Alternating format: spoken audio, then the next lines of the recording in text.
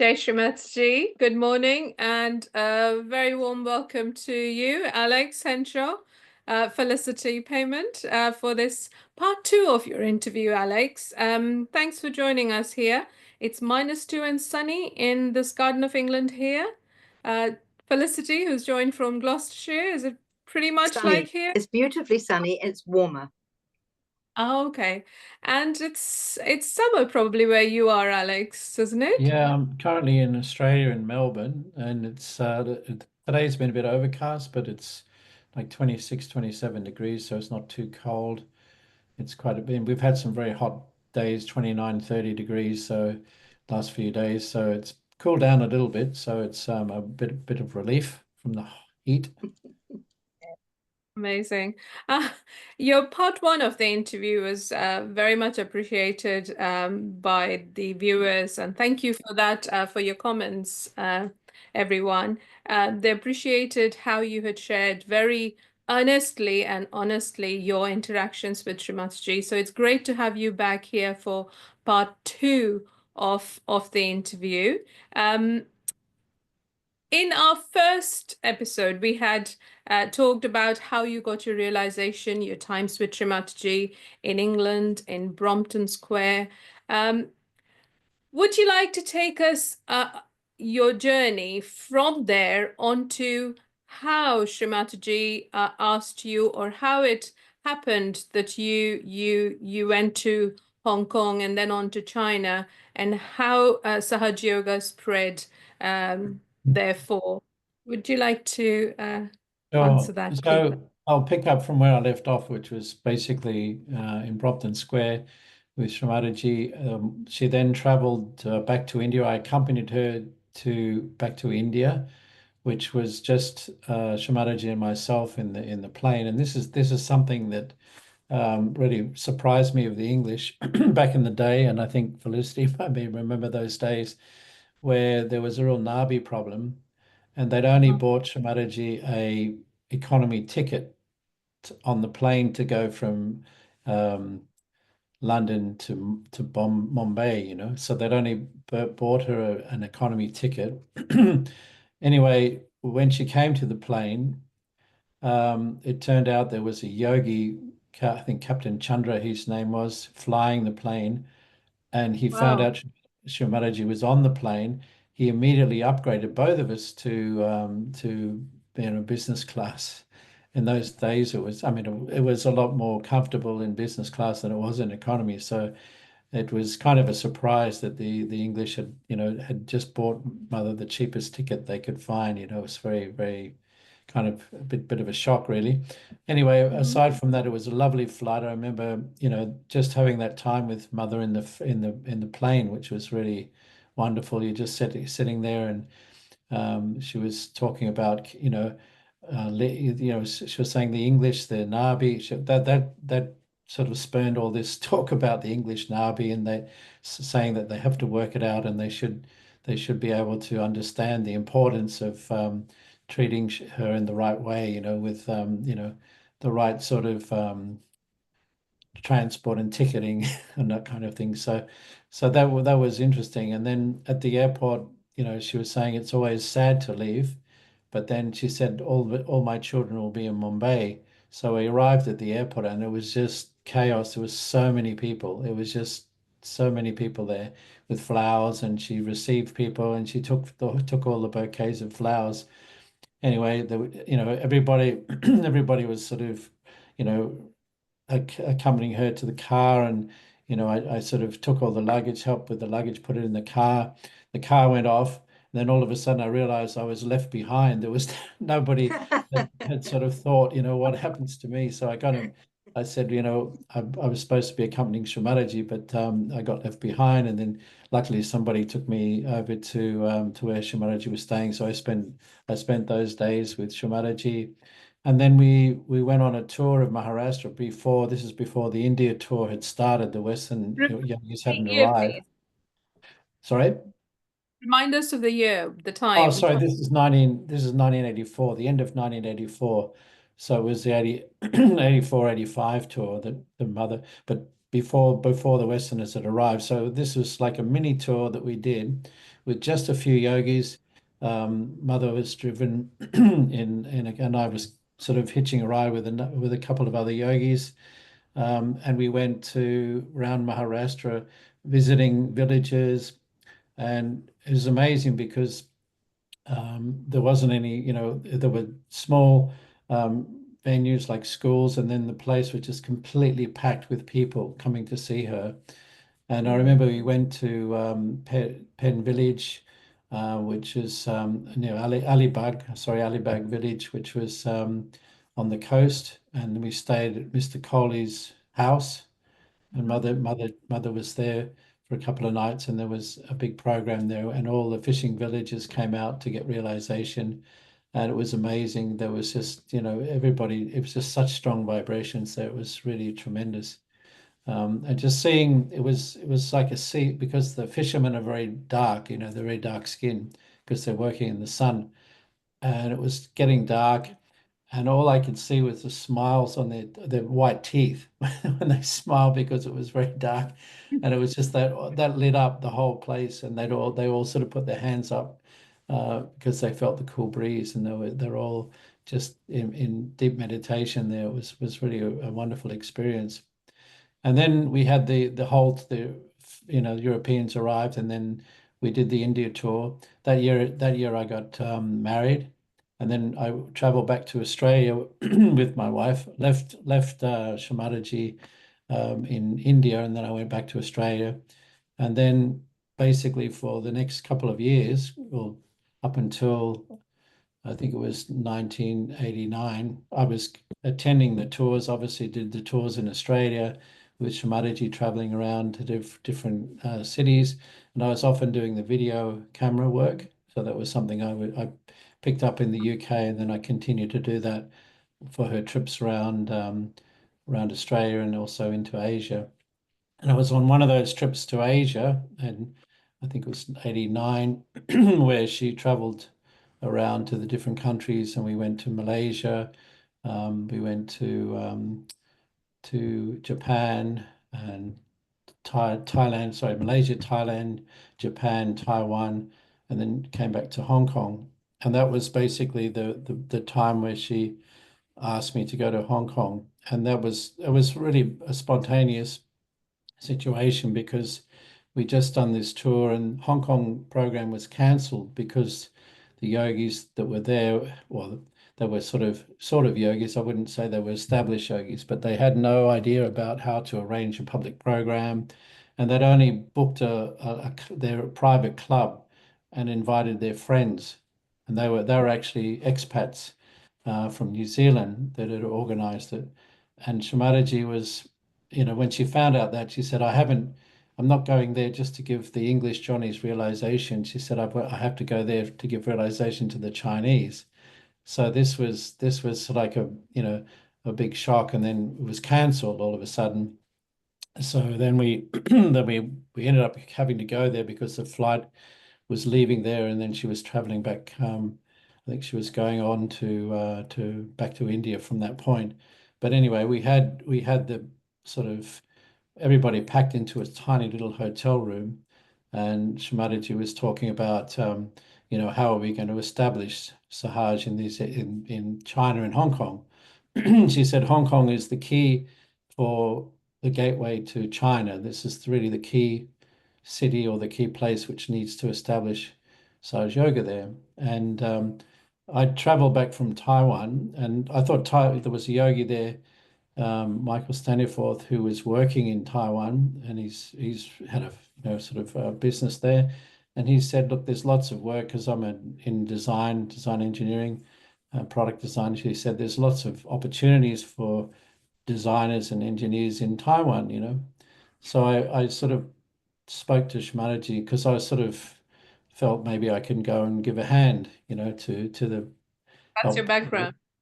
with because it was so I could get a job, and I could work, and I could support Saj Yoga in Taiwan. And then I mentioned this to Shamaji, and she said, no, no, not Taiwan. She said, you come to Hong Kong. And I'd walked around, we were staying in the airport hotel at the airport, a very tiny little hotel room. And we'd walked around this area, and I thought, who on earth would want to live in a place like this? It's just so, it was hot, it was sticky, it was, just built up, high-rise tenement houses, and really, grotty. And I thought, what a hell of a place to live. Who'd want to live in this? And then Shivadaji tells me, oh, you come to Hong Kong, and I just went, oh dear, what have I done? Because she sort of, the first impression was quite bad. But later on, after she left, I stayed back, and I had a better look around Hong Kong, and I realized it's actually quite a nice place. So then I just set about sort of preparing and, winding what I was doing down in Australia. I had I had a job, and then I had starting a new business, and all these things I had to wind up. So it took me some time to wind everything And up. family, and family. And family, of course. Yeah, I had, at that stage I had 2 children. So anyway, I came back, and it took me about 8 months, 9 months to get all that sorted out. And then finally I got a working visa in Hong Kong, and I was able to go there. And I literally left with just whatever money I had. Being a yogi was sort of, we were very sort of had full faith in Mother to work it out. So we just left, family. We just moved up to Hong Kong. Luckily, there was a yogi, or, I wouldn't say established yogi, but he was coming into Sahaj. His wife was a yogi, and she was living in Australia. So she was going up to see him every few months. She'd travel up to there, he'd travel down there. So they were kind of separated by distance, but he said, "Oh, you can come and stay with us, stay with at my place." His place was like, front part was an office, and the back part was where his residence was. It was just a big flat, and he had one office room that he rented us, and it was a very, small room. wasn't terribly big. It had 2 sections. We put the children in one section, we had the other section, and it was August. It was very hot. It was very humid. There was an air conditioning unit in the room, and I turned it on, and all this black smoke came out of it, all this black soot. So I had to turn it off and clean it all up, clean the filters, got it all working, and then it was working, and finally this cool air was coming. I think, thank God the aircon's here. And then about half an hour later, the black smoke came, and the whole thing blew up. So we didn't have aircon. And then it was really hot, and then we didn't have a huge amount of money, so we just went out and bought a fan, one of these pedestal fans that just sort of, circulated the air around the room. But it was so noisy. It was right on the corner of the tram line, and there was a flyover in, about 20 meters away. So it was traffic noise. It was a huge intersection, so it was so noisy, with honking of horns, and the sound of the trams going around the track, this grinding sound that they made, high-pitched grinding when they went around the track. And I thought, I just sort of was lying there thinking, what have I done? Moved to this place. So it was kind of a big adjustment for us in the beginning, but we were running programs, and then Shrimataji was planning to come the following year, and we was Which August. would She was be? going to come in March, and this is 91, so she's going to come in 92 in March. So we were planning to sort of get everything organized, and sort of how we're going to do it. So literally, it was a big learning curve. I didn't speak the language. There wasn't that many yoga. There's just a couple of handful of people there who were coming into Sahaj. There was one girl who'd moved from the UK. She was Chinese parentage, but she spoke Cantonese but didn't write or read. She couldn't read much. She was a designer, so we ended up sort of forming a company with her and my ex-wife at the time, who was a designer. So we had a little company, and we were doing design business. So I couldn't get work. It was really, I got a little bit of work, which was contract work, but then it only lasted for a short time, and then I have to sort of reinvent myself and start a design company. So that's what I did. So it was touch and go there for a while. And then at one stage, I was just down to the last amount of, bit of money that I had left. And that was going rapidly because of all the expenses, because we had to pay for schools, pay for rent, all food, and all these things were just adding up. So there was more money going out than coming in, which is always a difficult thing. And then reached that point where, I have to make a decision. So I ended up having to send the family back to Australia because they had return tickets. So they went back to Australia for a period of time until I could sort of organize to get things work-wise and financially more stable.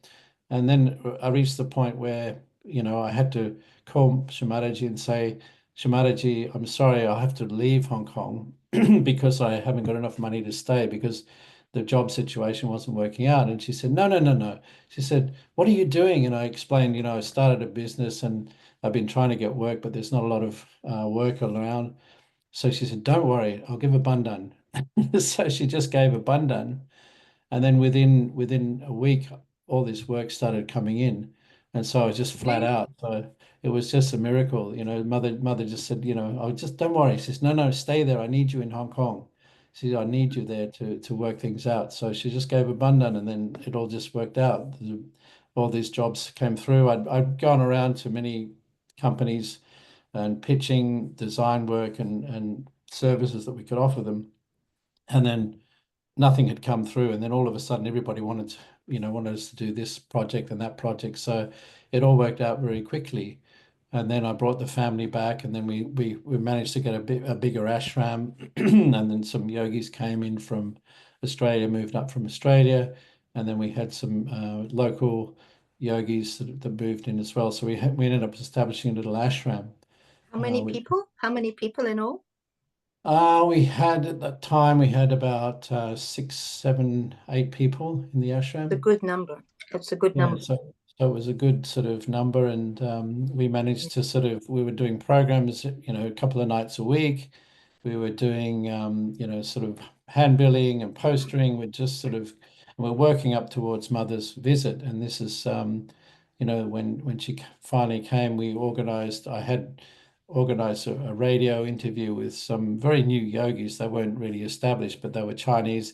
The interview was in Chinese, so we booked the hall, and then Shri came, and we were sort of, there was this big storm, and we were up postering all night, walking, in this torrential rain, putting these posters up in the middle of the night, sort of down the streets of, around the streets of Wan Chai. Because that's how we should just say that in those days, that was our only means of advertising, was by postering or by using the newspapers. Paper. There was no internet, social There's no media, internet. nothing. Pre-internet. So anyway, So we worked. shops shut and then go around post whole city or town where the program was. So that's all that we had to do. Beautiful posters and all these things that we had designed for Mother's trip.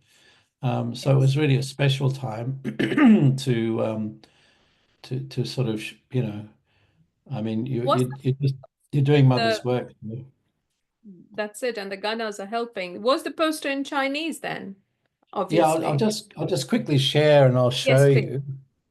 Let me just share it. Hold on. So in Hong Kong, they speak Cantonese or Mandarin? They speak Cantonese. Cantonese. Yeah.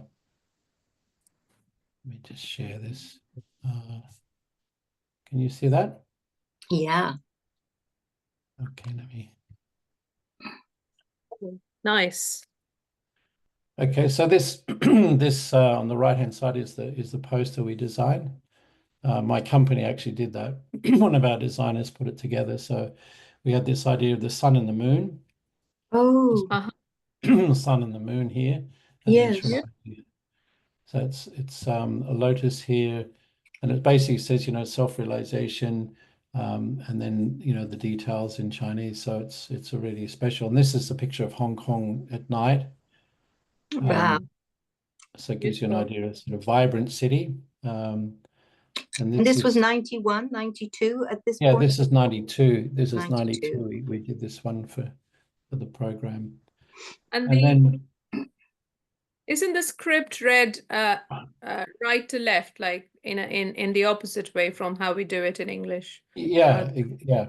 And then down, we read like this way and across Also here. top bottom. Okay. Gosh, Yeah. that must Thanks. be That must be very different spatially that you read down. I think Yeah. your brain must have to kick in a different way.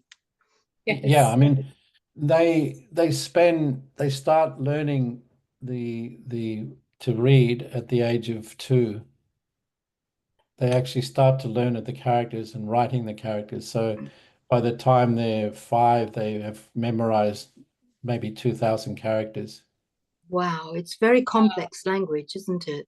It is. It's a pictorial language. I mean, these are abstract pictures of things, and the thing is that it's evolved over thousands of years, and it's become very stylized. It's really. I mean, if you look at calligraphy, it's just so beautiful. The writing is just in itself an art form. Yes. So so this was the poster that we put together for that particular programs. And then we Fantastic. we had mother's arrival, and it was we put her up in the best hotel we could afford. Luckily we got some help from Australia at that time because we're just very few of us. So there were some yogis that came up from Australia, and we got financial support, and we were able to hire a big hall, put her up into the Peninsula Hotel, which is a very prestigious hotel in Hong Kong. And then we had the program. Luckily, there was a friend of Sir CP who was living in Hong Kong. His father ran an international shipping company, and through that shipping company, he knew CP very well. And then he was the son of this tycoon that ran the shipping company. And so he kept in touch with CP over the years, and CP would always put an order in for his these silk shirts, his white, silk collared shirts that he used to wear. And we had the use of his car, so his chauffeur and his car would drive mother around. So it was a great asset to have. Mother is driven around in a nice Mercedes, and we pick her up from the airport, take her to the hotel. Then we'd often go for shopping down in Stanley Market, which was on Hong Kong Island, which is down in the south part of Hong Kong Island. It's a market which is quite famous, and they have a lot of handmade items. And mother would always go to this particular shop called Tong's Linen, and they have beautifully hand crocheted tablecloths and linen and hand embroidered things. So she used to buy a lot of handicrafts there. She always used to love it, and we used to take her to the this Chinese emporium, which is all these handcrafted things. And she used to buy a lot of handicrafts from Hong Kong. Every year she'd buy lots of things. So that was always a joyful time to go shopping with Shri in the car. Yeah. So very, very And, special and, time. and we should say that, there was a deeper symbolic meaning behind mother's shopping trips, because we know that she said, everything that she touched or she looked at, it got absorbed her vibrations, so that Yeah. when other people came to shop after her, they would all get these vibrations and kundalinis be awakened. And also, she talked about, she was so supportive of handcrafts and all these artisan things that you're talking about. And she also said that when we as yogis, and obviously she's the divine, when we purchase these things and we support these industries, then they become more successful, and this spreads out into the collective country. Yeah, she was always supporting the local handicrafts, and she said that handmade things have vibrations, and they resonate with her vibrations, and they basically create this vibrational coefficient, which means that it spreads out in the community. As you're saying, Felicity, it was very important for her, and we often, whenever she touched things, we buy it. We buy those things because Yeah, we know the significance. And anyway, yeah, the programs that we had for that time, we managed to get an interview with these young, very new yogis. I would say they're these ladies that had got some, benefits. The anxiety and the insomnia had been cured, and so they were very positive about, talking about. They didn't have a lot of knowledge of Sahaj, but they Mhm. they knew that they'd benefited by the meditation. So they went on. We managed to get them onto RTHK, which is like the BBC in Hong Kong. So Uh-huh. there was a radio program in Chinese, anyway, this program, aired, and they had, the interview with these ladies, and it was very successful. I mean, there was a lot of people interested in it. So the night of the program, the hall was absolutely full of Chinese people. And Shri Mataji walked in, she came into the hall, and she was so happy to see Chinese people that were there to receive their realization. And I think she was just overjoyed, because she said she'd tried to reach them and she never had the opportunity. And this was the first time that we had so many in this one place. So the program, we had one one of the newer ladies trying to translate, and she wasn't that good. And then somebody from the audience just popped up and said, "Look, I'll help." And he came up, and he was a university professor, and he was able to translate so well everything that Shri said. And so it was just all these little things just worked out for the program. And then afterwards, going back in the car, Shri, so she held my hand. She said, "You've done it. You've done it. We've got the Chinese. We Oh, can realization." She was yeah, so overjoyed. that expression, that expression, you've got the Chinese, in those days, we should help people understand that Shri Mataji was just so completely focused and dedicated on getting into every country that she could. And I remember her waiting and waiting to get to China. And around the same time, or a little bit afterwards, she was able to go into Russia too. And it was a huge thing in the collective that suddenly mother had, was meeting the Chinese and meeting the Russians and giving realization and going into these big superpowers. So It yeah, I wasn't all mean, that easy as well then in those days to actually do that, wasn't it? well, it was always we were lucky in Hong Kong in a sense that it was still under British rule, and it was very free. It was very open. There was no restrictions on what we religious expression or programs that we could run. And then through these programs, we established the first group, and then in the discussions, after the program, Shri said, we'd really need to give them look after them as much as you can to make sure that they can really establish and they can understand me. And she said it's so important that we, the follow-ups and everything. So we really put a lot of effort into working with these people, giving them as much as we could. And our biggest challenge at that time was the fact that we didn't have a lot of the materials translated into Chinese. And luckily, there was one lady who had realization, and she managed to get a friend of hers who was very good at translation, and he helped to translate from the English brochures that we had into Chinese. And he was actually the head of a very large advertising agency called BBDO, which is a very famous advertising company globally. So he was the head of that company, and he was humbled enough to be able to, humble enough to be able to even do our translations for us. So it was very, very special times. And then later on, there was another yogi that came back from England. He was studying in England, a Chinese yogi called Albert, and he came back, and he was able to translate a lot of all the materials. He was helping with the translation. So he spent a lot of time translating mother's books. And then we started to do the translation, the subtitling on the videos. So the first ones we did were overdub. And we showed Shri Mataji and said, no, you shouldn't overdub my voice. It's not good. So she told us that we should always use subtitles. And that goes for all the different translations that we do.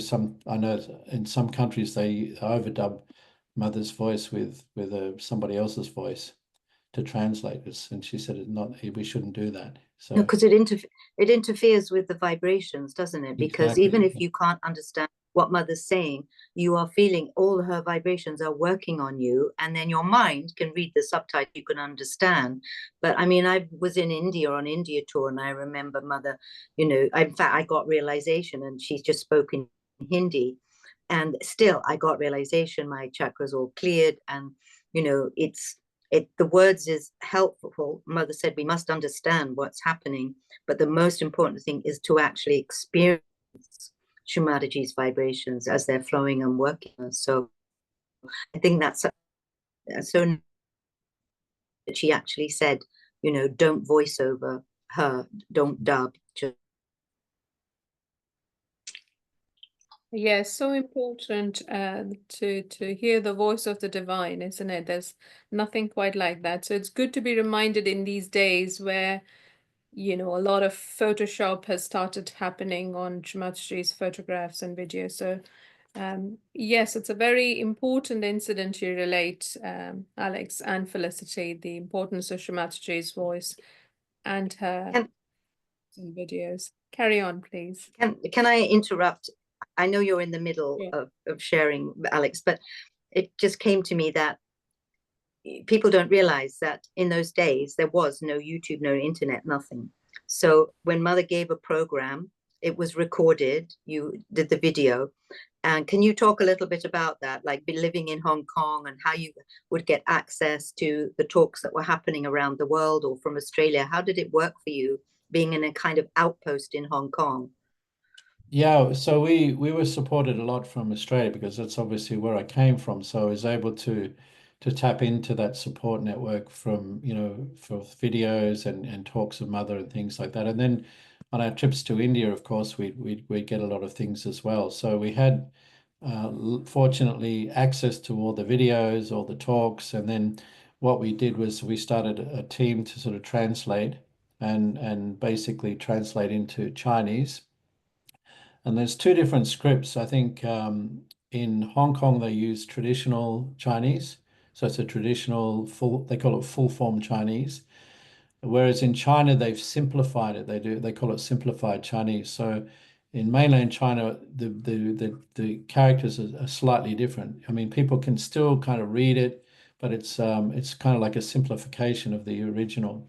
And also in Singapore, they've adopted the same. But in Malaysia, Taiwan, and Hong Kong, they have and I think Indonesia as well, they have the full form, the traditional form of Chinese.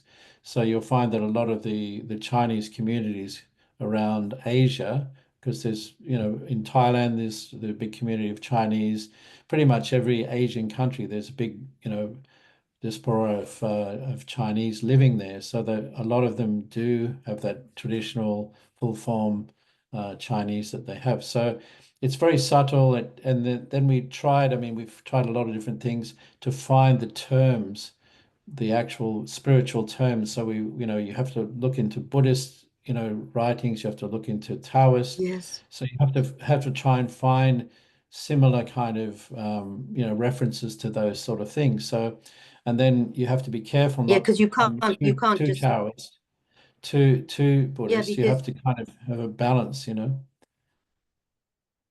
can't just translate from the Sanskrit. You can't take the sort of literal meaning of the word. You have to find the words that give that the Chinese people themselves can understand or can relate to. I hadn't thought about that, the difference Yeah. of the cultures and the spiritual backgrounds. And you've got to remember that China is a very ancient civilization, 3,000 odd plus years of civilization. So, like India, a lot of tradition of spirituality, and they have their own sort of Taoism, which obviously Lao Tse established, and then they have Confucianism from Confucius, which is again more about the right side, the structure, the governance, respect for elders, respect for government and good administration. So that's another aspect of the Chinese as well. So they've got the spiritual, the very, poetic, the beautiful Taoist scriptures, and a tradition of poetry, very much a tradition of the calligraphy. These beautiful calligraphy as an art form, and then the beautiful Chinese painting. So Shri loved all of the arts. She said that China has kept their arts alive, and they have the state-owned sort of factories, I should say factories, churning out this stuff. But still, there were artisans, doing the pottery, doing the ceramics, doing the silks. There was still that artistic. It was structured well with the Chinese because they have, obviously the communist system or the socialist system to manage all that. So there was a lot of those arts and crafts which were coming into the West from China. And particularly in Hong Kong, we had a lot of those big emporiums from China. And sadly, a lot of those shops have shut down now because people aren't buying those arts anymore. And Shri Mataji said we should support the artists, these artisans, because they will, if there's not demand, their arts will die away. After that generation passes away, there won't be people to come in to take on that. So she was very supportive of the arts and saying how important it was for us to buy and support these things of beauty instead of buying these cheap plastic things and things which were disposable, to look at longevity and these beautiful art. And that's something that she really talked a lot about in China. Whenever she came, we'd always go out and we'd look for beautiful art objects and sculptures and things. And it was always one of the advantages of living in Hong Kong is that we had access to all of these beautiful art, these sculptures and embroideries and crochet work and these beautiful linen things that they used to make embroideries. And we could always find something really nice to bring to Shri Mataji as on a birthday, or in the pujas. When we attended the pujas, we'd always have access to these beautiful gifts. And we gave these beautiful jade items that we'd find.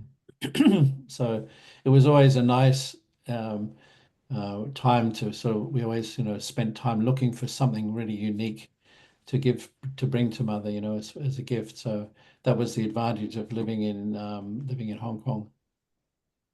So when you were there, did Shri talk about, the importance of semi-precious, precious stones, for example, jade, and others at all? And are there some photos that you would like to share with us at this point? Yeah, I can. Excuse me. I've got a few. I think probably, let me just have a look and see what I can share with everybody. Let me just take that.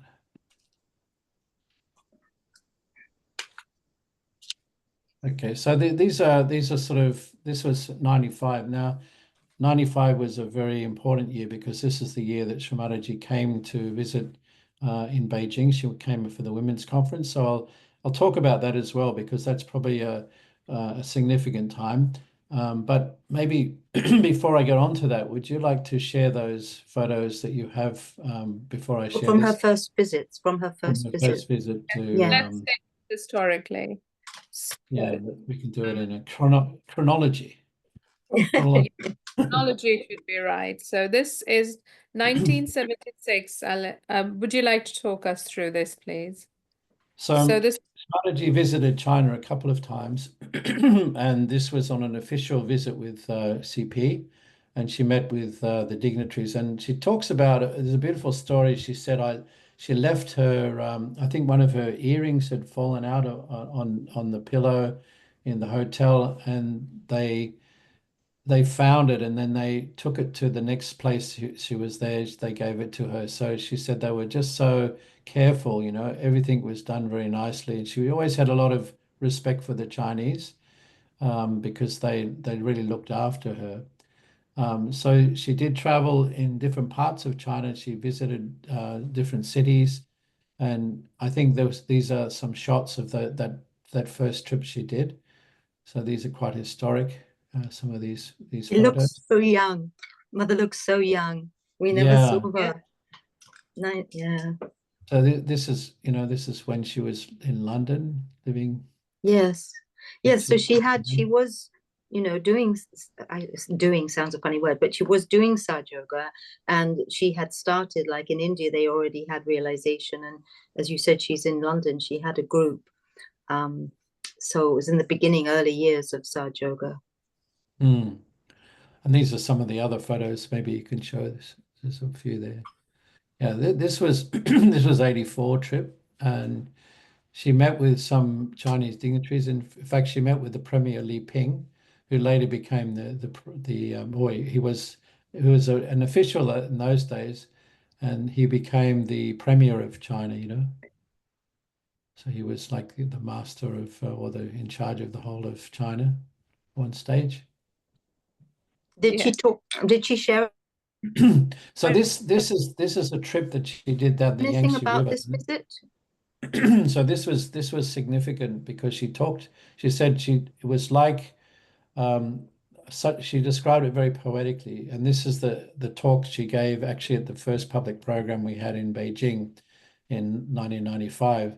So this was a year before, and she said, I did this trip down the Yangtze River, and it was she said the Yangtze is the Kundalini of China, and she said we traveled, and it was just like the beautiful, like the Chinese paintings. She said there were mountains, there were just beautiful scenes, the mist on the water. She said it was just like Chinese painting. And she said we traveled down the Yangtze River. It was just, she said it was such a beautiful trip because we could just sit and watch all the the mountains and the scenery just unfolding before her. So this is on this trip. And she ended up in Wuhan, which is the heart of China. It's like in the center of China, so it's the heart of China. So these are shots from there, and these are Wuhan? and yeah, this was from the Wuhan, I think, when she arrived. Beautiful. Quite famous place. So it's very Isn't it? special, very special. Sort of this time that she went there. Obviously, there was her attention on China has been there for a long time. And she was looking and traveling through different cities. And I think So in 94, yeah, she had not, this is 84. It's oh, sorry, this is 1984. 84. Yes, this Yeah. is 84. And so from this time to when she went in 95, that was her first official visit in 95 that she was able to do. You were able to do Sahaja Yoga programs in China? Yeah, Or correct. had she? No, Yes. she didn't actually have an opportunity to do any programs in these trips because they were official trips with her husband. She was accompanying in an Yes. official capacity. So she was just, Yeah. doing sightseeing, traveling around, and she met with the leaders' wives, and she's traveled. This is, I think, in also in the Yangtze. Oh, beautiful. Isn't it just gorgeous? These are some unseen photos of the Mataji, and it's got to be very carefully shared by the Sahaja Yogis and anyone. I mean, we're putting these interviews on Amrita for so that it stays with Sahaja Yogis. So anyone who wishes to use these photos, please take permission adequately. Beautiful.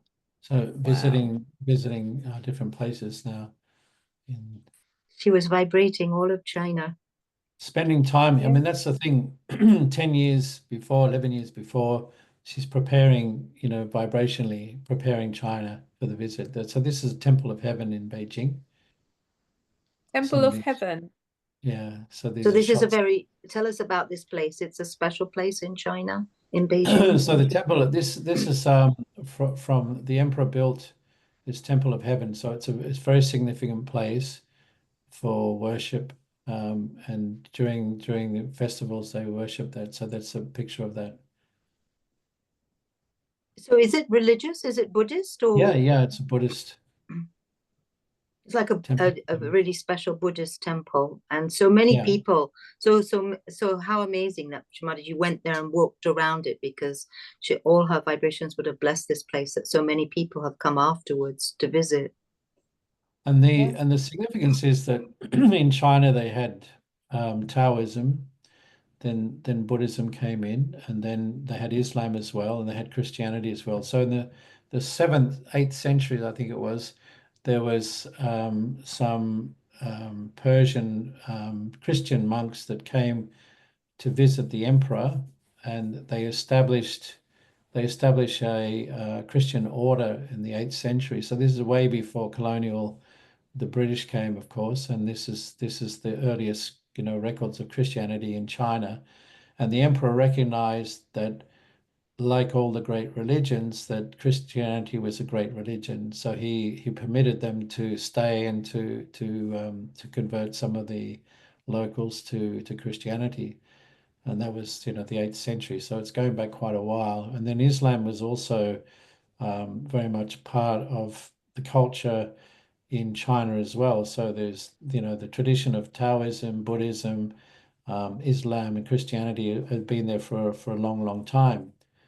So it's been, they've been coexisting up until that time. The emperor was supporting all of it. And obviously Confucianism, which is part of the DNA of Chinese administration and the way that Chinese government works. So it's kind of like a Confucian model with socialism with Chinese characteristics, and we could say that that's a combination of Confucian values, that they have, piety towards the family. They have a very strict sort of order of the way they do things with the family. Filial piety, people, the children look after the parents. They have a duty to look after the parents. The families stay together. The parents live with the family. They generally, have a lot of children so that the children can then look after them when they're in the old age. Quite like India, to be fair. I mean, the traditional India, Yeah, yeah. I mean, very where similar, there's a the lot of traditional respect values. for Yeah. and the children look after the elders, and of course the elders look after the children selflessly as we do beforehand. So yes, quite a few similarities there in these old civilizations. 1992. Should Yeah, we share the so photo?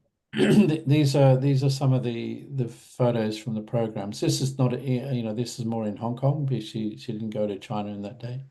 Program Public 1992. program in Hong Kong. Let's go back. So how many visits do you think to Hong Kong before Mother got to Beijing, to China in 95? She had in 92, 94, and then 95. And when she went to Hong Kong at those times, were those also like this Asian tour you mentioned before that Mother went Yeah, to? yeah, it was part of the Asian tour, and I actually have some photos from generally around Asia, so and I can Yes, share them. yes, please. Because was that the precursor of the Music of Joy tours then later, Alex? Yeah, yeah. I Because mean, this is long before Musical Joy tour started. So we're talking about, the 90s, and the Music of Joy wasn't until much later, like 2005.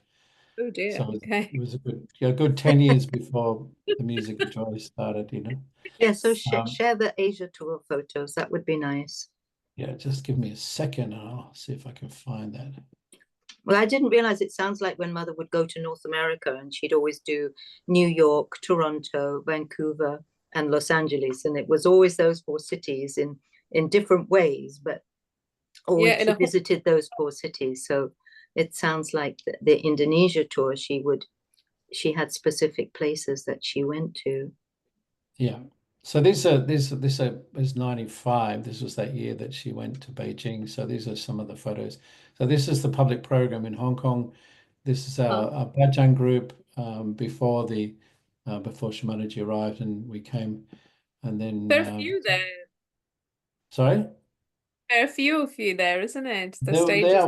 we by 95 we had a good sized collective. This is in the hotel. Shri Mataji was showing us a bhajan and singing, which was Wow. very special. Yeah. It absolutely special. Gosh.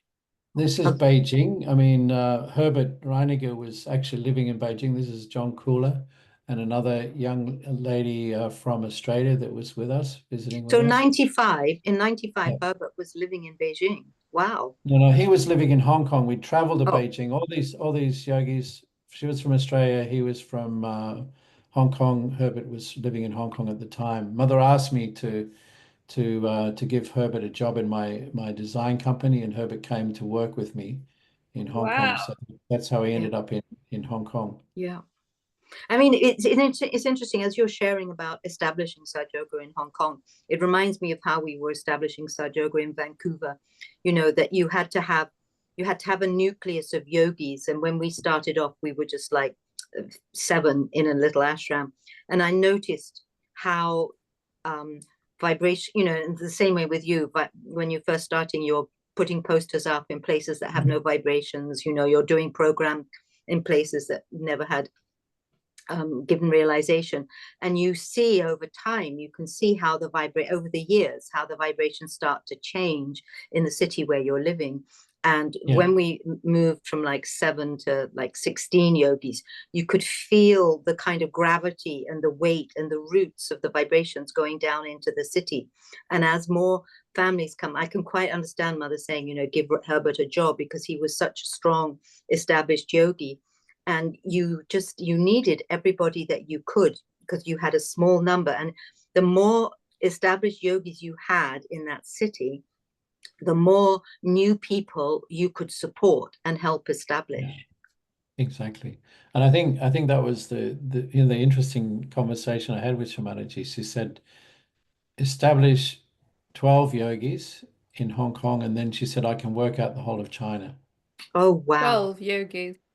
So I thought, wow, you know, because that's in the beginning, she said that to me, and she said, you know, she said the Chinese, once they come to Sahaja Yoga, she said they'll be the best. She said they'll be very focused and very serious and dedicated yogis, and that's basically what we see today, that they're extraordinarily dedicated, and they just have a lot of bhakti and devotion towards Shri Mataji. So we have, you know, it was this idea of having, you know, these 12 yogis established, but it took a long time because, you know, what is an established yogi? What's the Yes. difference? Yeah. You And know, when she said that established yogis, do you think she actually meant Chinese established yogis, if she had 12 established Chinese yogis?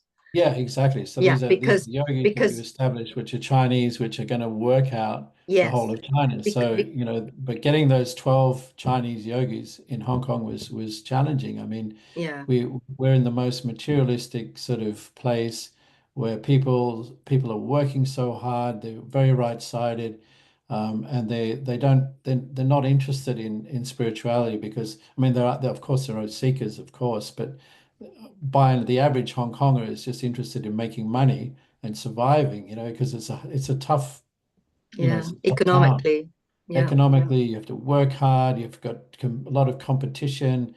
People are not, you know, easygoing. They're sort of very, very serious and very hardworking, and that's the challenge. You know, how do you break through to those seekers, and get them established? Because it's very hard if they're so right-sided.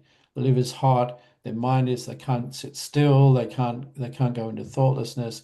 So we had to work extremely long hours and long hard times to sort of make sure that they establish. And we just, it was like a revolving door, and I'm sure you've had the same experience. People would yeah, come, I think yeah, after Mother's visit, there's a group of 35, 40 people, I think fantastic, and then all of a sudden, you know, after 6 to 8 weeks, we're down to, you know, 10 people, and then you keep going, and then, you know, after a few months, we're down to 5 people, and then you know, yeah, you think, what's happened? Why are these people sticking on? And then you might end up, after a program of, you know, of a couple hundred people, you might end up with a handful of yogis or that are established, you know. But yeah, that the core group, they're the sort of filter that they've all been filtered out. You've got these seekers, the diehard seekers, which are left. yeah. So And then it took a lot of effort to sort yeah, of, and if you don't have, and that's why it was so important to have a core kernel of established yogis, even from other countries, because whatever happened, you were still there and you were still sticking it out. And that's just what you said was like in Vancouver. In the beginning, you just have a revolving door of people coming and going and coming and going. And then gradually, as we started to have families, that really helped too. And then yeah, I remember when we reached 16 yogis, and I remember feeling the change in vibration, that now we can establish more people, and you know, people will establish. And I wanted to just pick up on what we were saying about Mother saying, 12 Chinese, we can work out the whole of China. Because I remember when, I've said this so many times, but I remember when Brezhnev came from Poland, she was the first one, and Mother said, now we can work out Poland. Because by clearing, as this yogi comes in from their country, all the conditionings, all the different things start to clear through their chakras, mothers, you know, working physically and spiritually through their chakras. And it's, as she told us about monkey see, monkey do, as each one of us from our culture starts to clear, it actually has this collective effect across into other people from our culture, from our background, and starts clearing them even before they get to Sahaja Yoga, even before they get to have their realization. And so that's why she's saying, if I have 12 Chinese, you know, as they are, as if they establish, they're continuously meditating, connecting to me, I can work out all their problems and it will start to spread through China. So I just wanted to kind of explain for people who, you know, it was so different in those days trying to establish, and it was such a different experience. So I just wanted to share a little bit deeper, you know, what Mother was meaning. It's very important, and for setting the scene, because you know, we've come much later without those direct directions from Shri Mataji face to face. And I was just wondering how, with families expanding and with the collective growing, were you still able to keep up the discipline of the ashram life in the 90s? Yeah, I mean, it was like, you know, I'd grown up in, as I said in the previous presentation, I grew up in, you know, came into Sahaj in my 20s. I lived in the ashram in Burwood, which was like the hub of Sahaj Yoga in Australia. So that gave me the discipline. So we did have that discipline, which I brought into, you know, the ashram at the time. So we all got up for meditation, collective meditation. We had, you know, all the sort of household chores, you know, all the things we did together, rosters and things like that. So we kept that sort of ashram discipline, and I thought it was very important because we did have some new yogis coming and joining us, and that core values and the core discipline helps them to establish as well. So we had a, you know, a group, and they're all expats. So we had one couple that moved into the ashram, but it was culturally just it was very difficult for them to assimilate into the ashram life. And like they'd go out and have their Chinese food, and then they come back to have, and then they'd eat dinner with us as well. I mean, they were able. Yeah. Don't know how So you much. have to explain what an expat is. What is an expat? So an expatriate are people which are not from Hong Kong. So we had some an Australian couple. We had another individual from UK, two individuals, two men from the UK, and somehow we all lived in the ashram. Yeah. Wow. And it was you know, it was kind of like a dynamic place. You know, so some people were coming and going. We had one stage Herbert was there as well. So during those times, we have just a core group which were all from foreign. We were all foreigners, Yeah. and we were learning. I mean, you have to learn the Chinese culture, and then we had Yeah. some people which weren't fitting very well with the Chinese culture. We would offend people and tell people this and tell people that, and then you know, it was sometimes awkward when you see culturally how insensitive some yogis were Yeah, to yeah, because it's understand so the different. subtlety, you know. It's so different. And because our Western culture is so ego oriented and not sensitive to people's feelings or the effects of your words and actions, whereas the Chinese culture is completely focused on not upsetting, I think, Yeah. you know, much more sensitive to other people and much more respectful. You know, it's like an opposite. They're like opposite cultures in a way, I think. And it's by example. So you've got to basically live up to those you know, those values that you have as a Sage yogi. You have to demonstrate that in your own behavior. You can't sort of say one thing and do another thing. And they just Yeah. watch. They just see how you behave, how you act, and then you have to be very mindful of the fact that they're always observing, and you have to sort of be, you know, living and part of that dynamic of how mother would deal with things, and that gentle um, way of dealing with people. You have to have that sensitivity. You know, you can't And sort that of shout at graciousness. people. You Yeah. cannot sort of make people lose face. you know, if you make people lose face, that's the worst thing that Yeah, can yeah, possibly happen to that person. So there's no way that you can dress somebody down in front of others. You know, you have to do it yes, yes. privately. So all these things you've got to be aware of.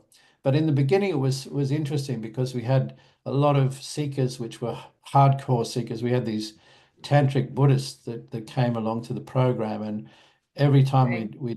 we'd do a program, you know, it was really heavy. We'd exchange vibrations, clear them out. They'd all feel fantastic, and then they go away. And the next week they come back, and the same thing. The vibrations were super heavy. The void was catching, the swaddest, everything was sort of affecting. And then you know, this was going on week after week after week. And then I asked one of the from the group that was sort of more established, and I said to him, it seems that every week they come, their vibrations are, you know, back to square one again. What's happening? And he said, oh, they're still going to their tantric Buddhist master, you know, this Lama that they were seeing. So I had to sort of say to them, look, you know, this is the truth. This is Shri Mataji. She's the incarnation. She's the Matriya. She's incarnated now. You have to understand that this is your opportunity to have your self-realization, the enlightenment that were looking for with the Buddha. This is Shri Mataji's giving it. The three Matriya. Matriya is the three mothers. And in Yeah, Buddhism, they talk about the Matriya, the divine form of mothers, which is, you know, Mahalakshmi, Mahasaraswati, and Mahakali, the three mothers. And this is basically the Matriya that's prophesied in Buddhism. So anyway, to cut a long story short, they all, you know, most of them dropped out after that because they said you have to make a choice between coming to mhm. Sahaj or your Tantric Buddhism. And then, you know, a large percentage of them all left. So we had like 25 of them, and then, you know, we were down to about three or four of them. So Yeah. but it was a relief in a way because the vibrations just lifted So after that. heavy.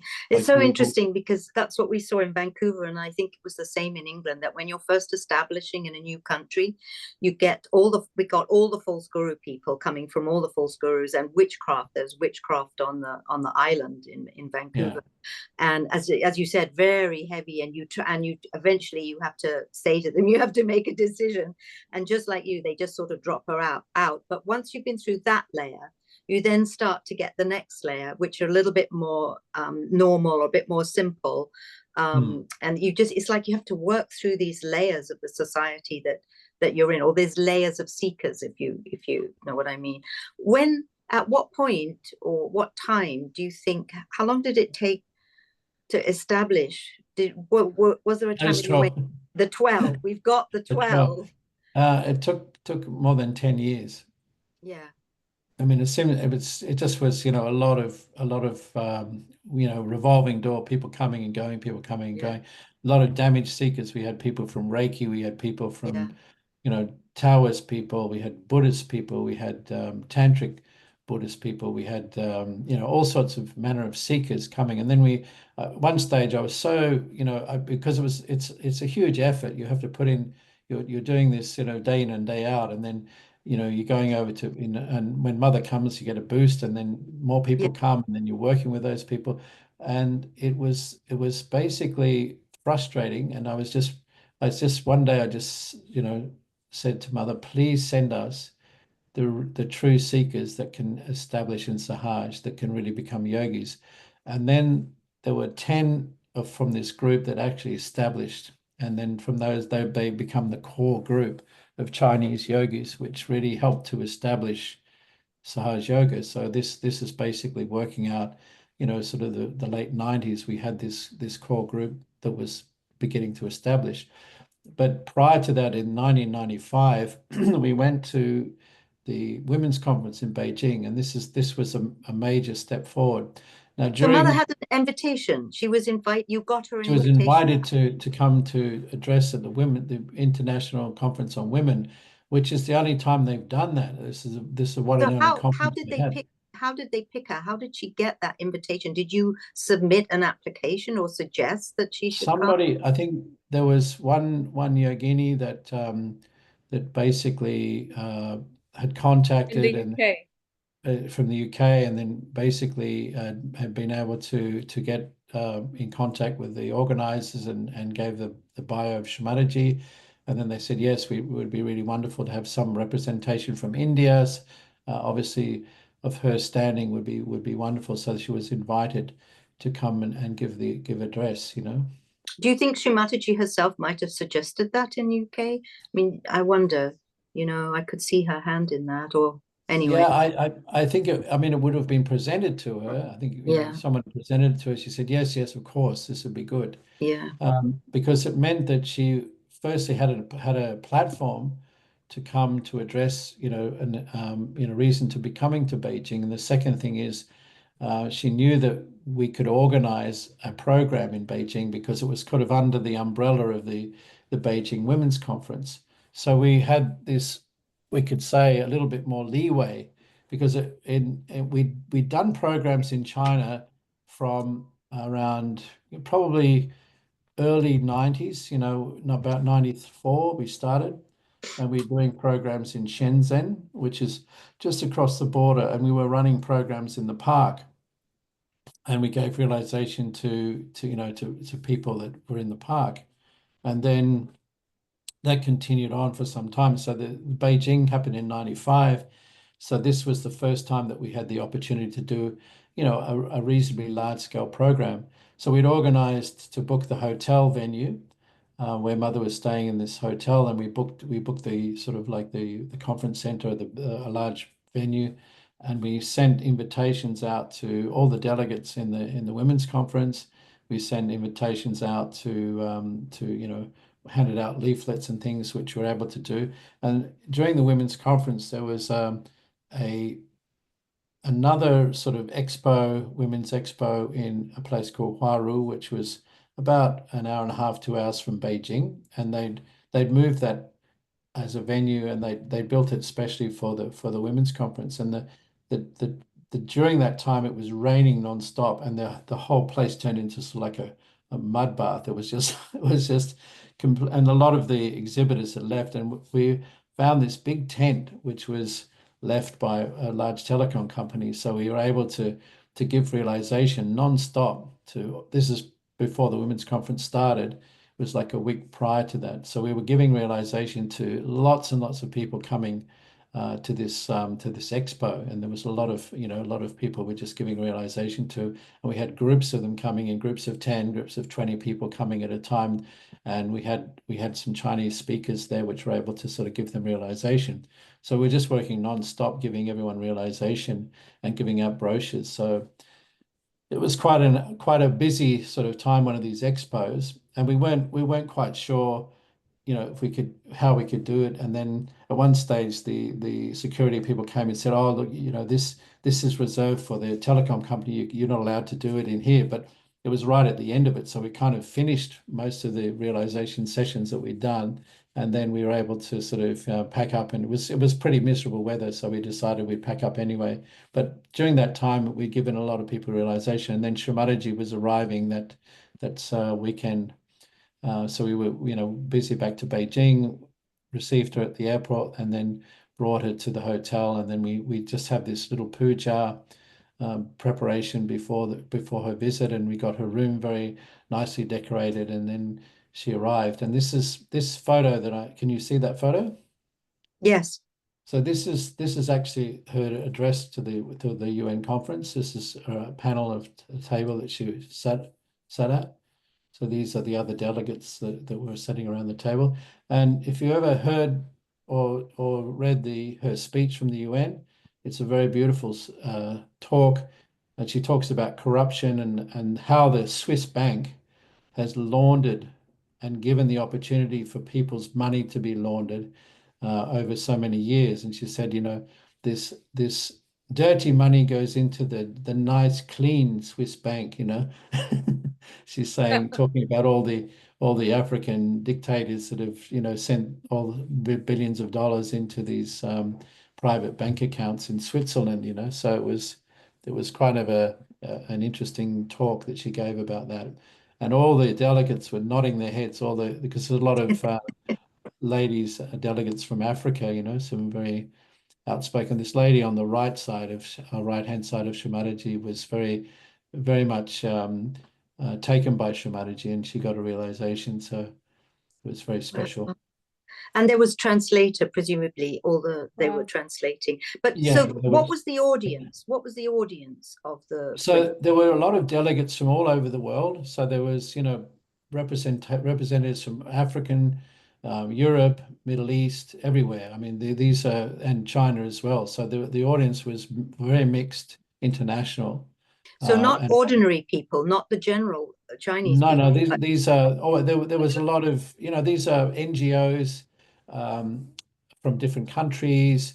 There was, delegates from China.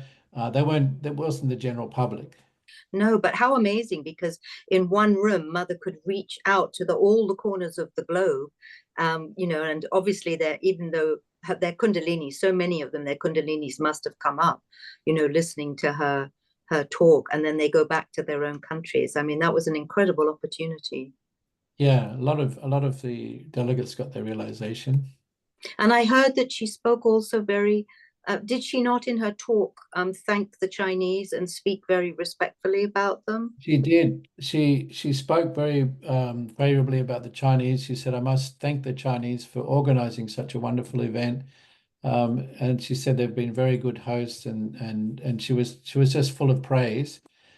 In contrast, because I don't know if you remember that time, Hillary Clinton was the first lady, and she came over to just start criticizing the Chinese. She was just so ingracious. Mother was very upset. She said, "Just such a stupid woman." She was very critical of her, the way she was talking and the way she was just. She said, "What sort of person would come and insult their host?" It just Yes, shows it's a big you what difference low between level. the Wow. West, isn't it? Sorry. Um, it was just the East and the West clashing, isn't it? Because there's the cultures where you just sort of, without thinking of what the host is thinking, you're just going around just speaking your mind, and obviously that's not the thing to do. And here's Shri Mataji in all her beauty and grace and love and compassion, that not only could they hear her, but they felt it, which led to the transformation so much, as you were talking, Felicity, as well, isn't it?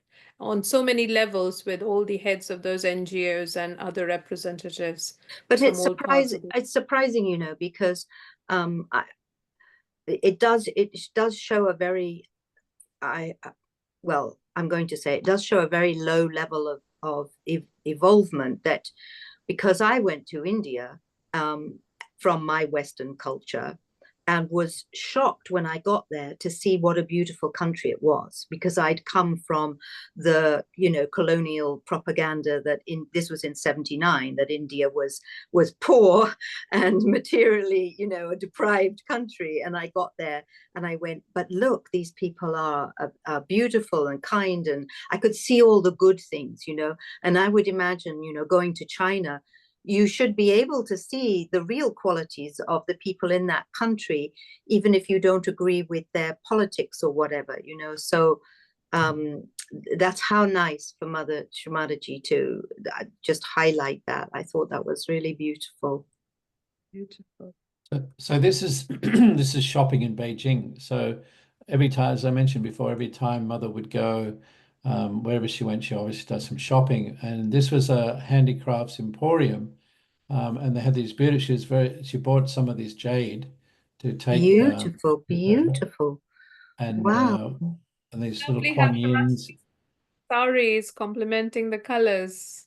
Yeah, I mean it's beautiful. It's that, and she loved this green, and this green. I mean, the previous presentation I talked about the green room, and this is Yes. basically the jades that she used to have in that room. Like beautiful greens, green carpets and stuff. It's such a Brown. Navi color. It's the color of the Navi. It's so beautiful, isn't it? Very cooling, that green. Oh,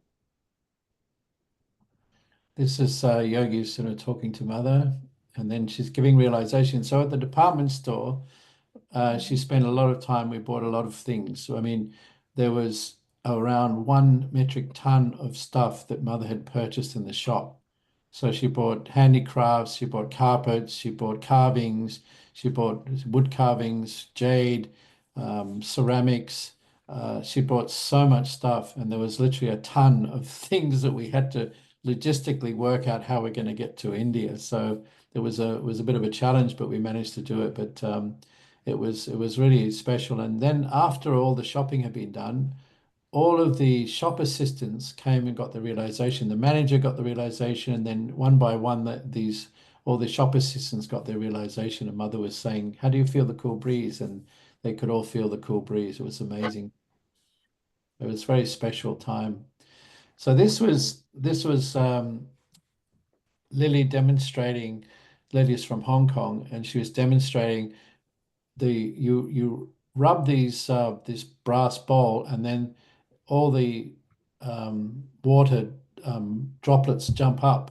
So it's basically the frequency creates this sort of reaction of the water. So they was just demonstrating to Shri, which is quite amazing.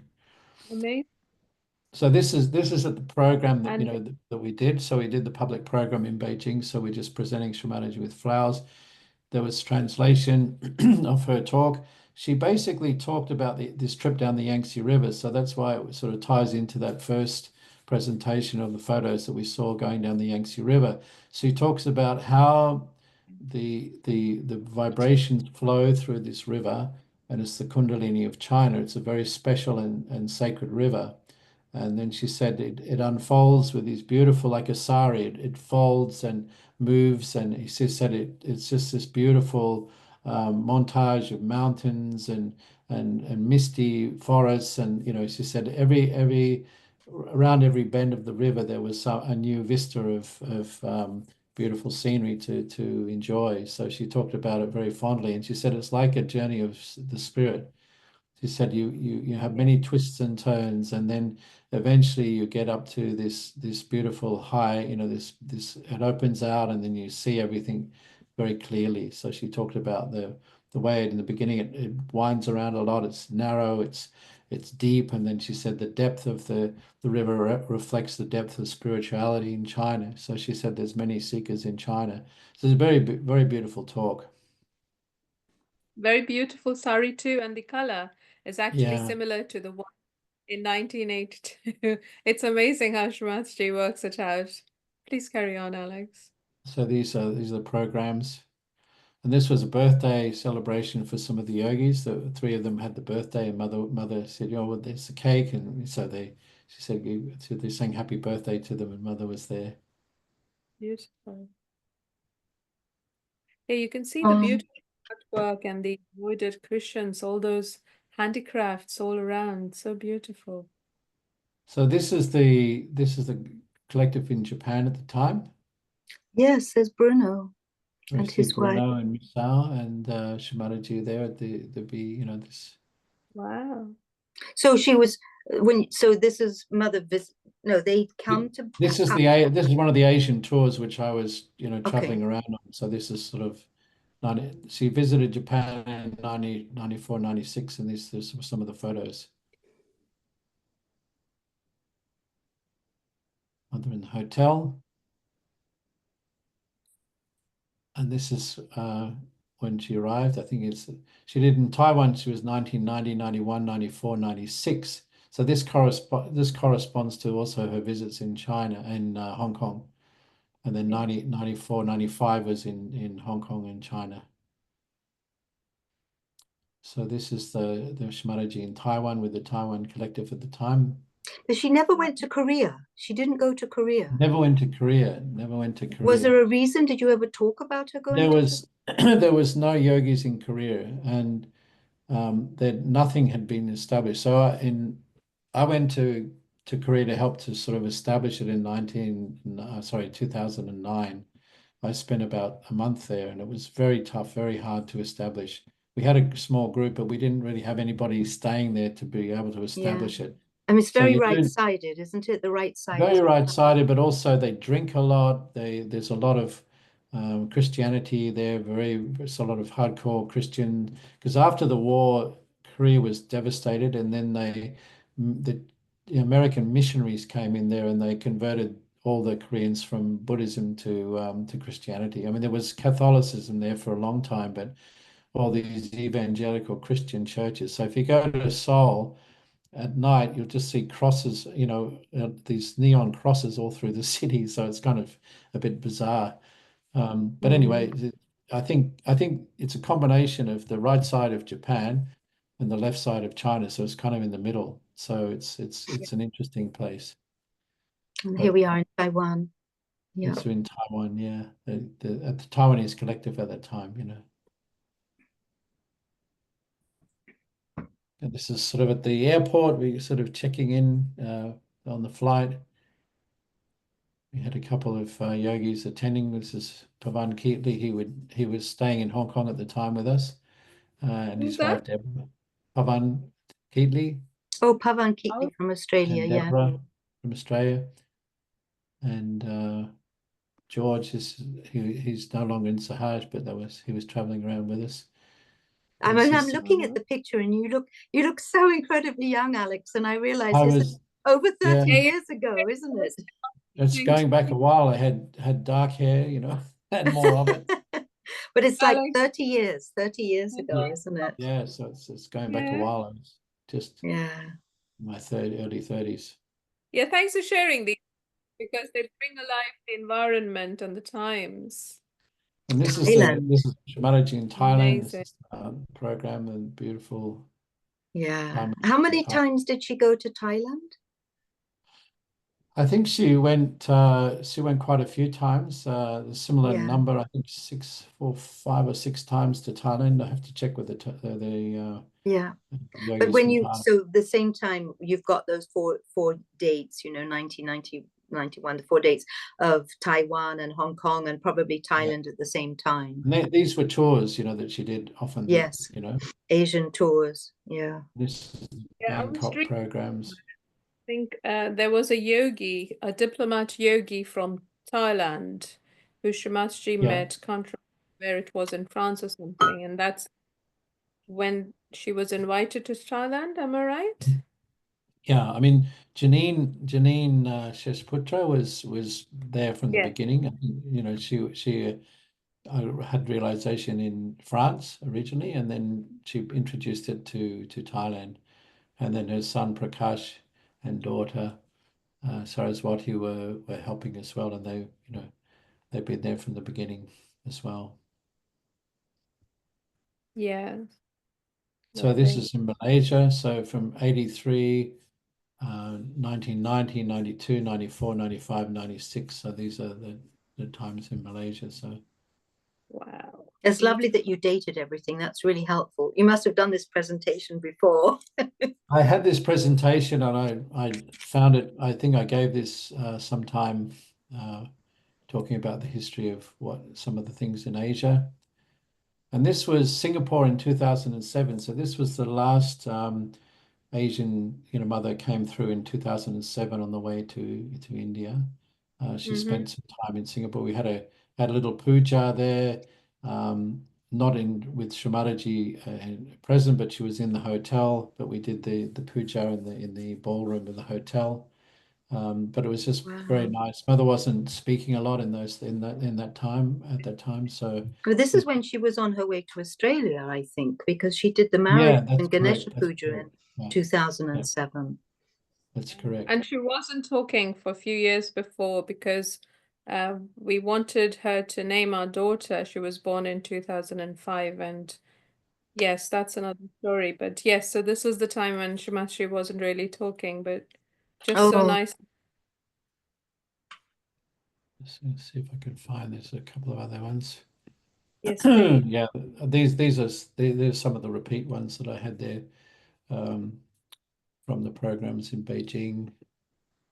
Now this again another tour. This is the MOJ tour in China. the Uh-huh. music of joy, the music The of Joy joy tour too. that was much later. That's 2000 and 2004, 2005. So the So music of joy tour, just explain what that was for people. so we had arranged. We started to sort of do larger scale programs. So we organized with Music of Joy. They did an Asian tour, and then we organized them to come to China. So music of joy. So explain for people music of joy. Okay, music of joy. You've probably heard of them. They're a group from Australia that was started back in the early '80s. I think we started the group. So John Smarty was the main group leader. So they did arrange a lot of the bhajans. You've probably heard them. So they're quite well known from Australia, and then they organized tours. So they did a lot of tours around Asia, and then we organized the tour for them to come to China. And we were on TV. We had a lot of coverage. A lot of yogis, came along for the tour, but it was a logistical. Can imagine you've got about 60 people to move around with equipment from one end of China to the other. So it was a logistical achievement for all the yogis in China to be able to organize the hotels, the transport, the buses, the air flights, the train tickets, all the things that we traveled, all means, and that was organized so well. And how many cities? How many cities did you visit? So Shanghai, Beijing, Henshaw. So it's about 6 or 7 cities, 7, 8 cities.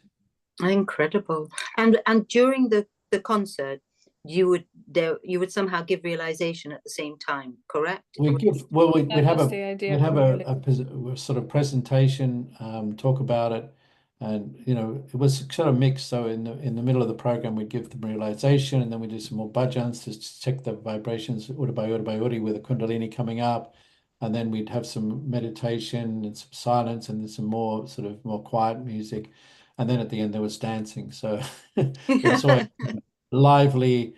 At the end of it, a lot of joy. So it's not called music of joy for nothing, right? And you'd see people come into they'd have an audience like that, and then the packed auditoriums. I mean, we had literally full every time we'd have a presentation or a concert that was absolutely packed out with people. So it was pretty amazing. And the yogis in China did such a good job of organizing everything. So it was really a very special tour that we had there. And also you can find their music on iTunes. They made 3 or 4 albums, Music of Joy, which are available. I know. I think you can download them now as well. Yeah. So they made a lot of the arrangements of the bhajans, and Shri Mataji was very happy with the arrangements and very happy with the music. So she encouraged them, and they often toured, and they came also. They did tours in India as well. Traveled around recently. They've been to India, and I think every year they've been going to India for tours as well. Yeah. I mean, it was I remember when we started to get, we got their albums and we started to see them and hear them play. And it was, so that must have been, I remember when Mother's brother came, Baba Mama, and we started singing, he started teaching the kavalis and bringing all this music and joy into the pujas, not just because in the early days, the pujas were just like mantras and Mother's talk. And then all this music started to come in. And then when the music of joy got off the ground, it was just like this wonderful wave of music that we suddenly had access to. You could listen to the CDs in the car, you could play the music at your programs. And it was such an uplifting of the spirit, this joyfulness that came in to the spirit through the music. And it was a significant phase in the growth of Sahaja Yoga, I would say, that they definitely initiated. I think also this quality of arrangements, the quality of the music was really good. The singers, the instrumentalists, and it was really beautifully arranged. And I think that's what really made the difference, because. And also the professionalism, because I came for the puja in 2007. I came for the Ganesha puja and the marriages, and I was really struck by this puja because Shri Mataji wasn't speaking. The Australians brought her in this amazing, like, palanquin, a proper palanquin that royalty would have been carried around in India. So, you have this little, I don't know how to describe it, but you've got the wooden bars and 4 men holding it up with a little kind of carriage. And Mother was carried in onto the stage, and she sat in the chair, and she didn't talk. And a puja just started immediately with the children coming up to wash her feet. And I was watching, and it was just like waves and waves of like more than 100 children, came up, and they weren't washing her feet. They were just offering flowers. They had these piles of dishes of flowers to offer at Mother's feet on the stage.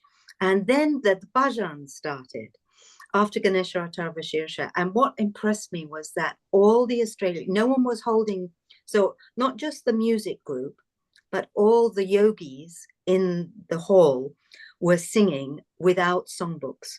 They knew all these bhajans from heart. And the difference, the quality of the singing, when you're not looking at a book and you know the song and you're singing it from your heart, and the vibrations were so deep and strong. And I remember sitting there and just feeling like waves. I was looking at Mother, and it was like I could feel waves of love, like just waves of love coming and washing over me in the hall. And I just was struck by the difference of offering a puja to Mother, where the whole thing is just devotion at her feet, and you're singing like the devas in the heavens. You're singing her bhajans. It was just really beautiful. Sorry, I just kind of put that in there. Yeah, I mean, I know what you mean.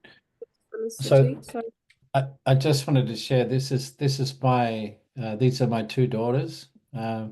When they were younger, of course, Rosie behind, and then Sophie in the front. These are my two daughters that were at the program with Shri Mataji, and then this is the Hong Kong collective. So Mother was always very happy to see the children, and she'd always give them lovely gifts. And Rosie now, she's doing a lot of music, Sahaj music. You probably heard her. She did Raya, music of Raya. So this is when she was a little, I think she's probably around 12, Yeah, 12 her years. music is beautiful, very joyful. yes. And so they had an interesting upbringing because they spent, their holidays in Hong Kong and then obviously at the school in Dharamshala. So they kind of alternated between, Hong Kong and Dharamshala, and then eventually they moved back to Australia. So this was always a treat. The thing I used to enjoy most of the time, because Shri Mataji was with you, for intensely for a few days, but it was a very intimate setting. There wasn't too many people, with just a small group of yogis, and then you always had time to spend. Your Mother would talk to you about many things, and it was just this is magical moment. So we tried to pamper Shri Mataji, give her a chance to relax. So we'd organize. One of the yoginis was she's a beautician, so we could organize Shri Mataji to have a facial, so she was relaxed, and then so she always enjoyed coming to Hong Kong because we never organized too many things for her, so we'd have options for a Shri Mataji, we can organize a concert, so we'd organize whatever she wanted to have. The program, then obviously the public program, and then after that it was always shopping, and then try to give her a chance to relax. So she always used to enjoy coming to Hong Kong because she had a chance to really relax, and we tried to make her pampered and make her feel, give her very nice food. She used to love Chinese food, and we had some Yes. very good. What ones that did she have any particular likes there? She used to really enjoy the variety of Chinese food. She said because we had some very good cooks, very good prepare the food for her home cooking, and it was always special Chinese. She loved sweet and sour. She loved the contrast of things. Chicken soup and roasted duck and all these things, Peking duck. So many varieties.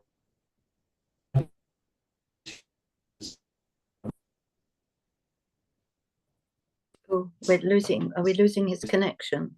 The internet not very. It's a bit erratic.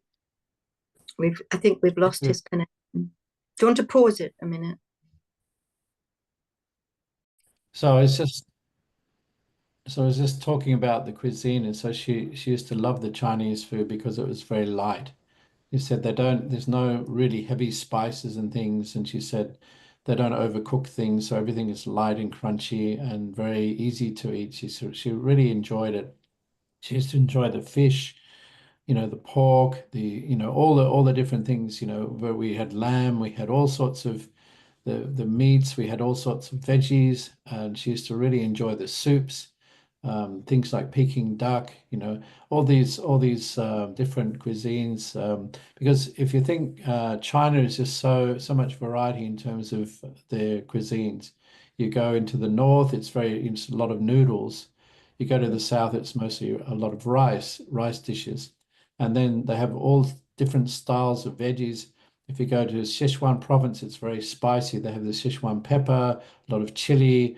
So we'd have a lot of varieties of different things that we try to, give Shamaji a taste of different things. You've got Shanghainese cuisine, which is again very different. They use a lot of vinegar. They use a lot of noodles. They have a lot of very sort of chili and spicy food as well, but more sugar and dark soy sauce. So there's so many varieties of different Chinese food, and from one province to another, you get different varieties and different styles of cooking. So we try to give Shamaji a taste of different provinces. Cantonese cooking is probably the lightest. They do a lot of soups, very nice soups, very light steamed things, steamed vegetables, steamed dumplings. So I used to enjoy those prawn dumplings, siu mei, and all these different styles of dumplings. So she'd have the soup dumplings and things. But she really enjoyed, it was just so joyful to host Shamaji, because it was always lovely to sort of talk about, the cuisines and how things have evolved. And we were talking about the way the Chinese can cook a meal with just a handful of sticks. They can make a grass. From the grass they can heat up the wok, and they can cook everything. With just minimal amount of wood. And she said in India they use so much wood because they've got to cook things for hours, and it takes a long time. And she said it's there's a lot of spices, and she said it's just so much cooking involved. She said, I love the Chinese, how they can just make a meal very quickly and simply, and then, it's delicious. So she was very impressed with the Chinese cuisine. And we had a lot of fun and a lot of enjoyment, in the hotel when mother was staying. So we generally organize to find a very good hotel, and then we'd take a suite, and then we'd decorate it. We'd take all the hotel decorations, and we bought a lot of very nice, Kuan Yin, beautiful cushions, some, nice furniture. So we'd always change the whole suite around to make it, to put all these decorative art there, these lovely carvings and paintings to make Shamaji feel, at home. We'd have all fresh linen that we'd only use for Shamaji. So we'd strip back all the hotel linen, and we said we're going to use our own linen. All the pillowcase, everything was from our own sort of Shamaji's. We bought it especially for Shamaji, all the dinner services, the china, everything.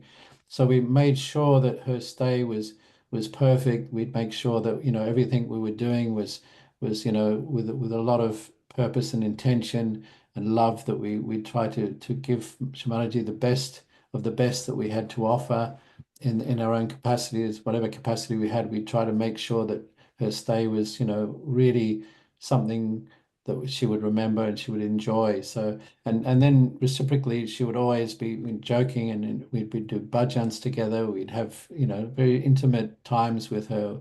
She would always talk to the yogis and make sure that they're okay.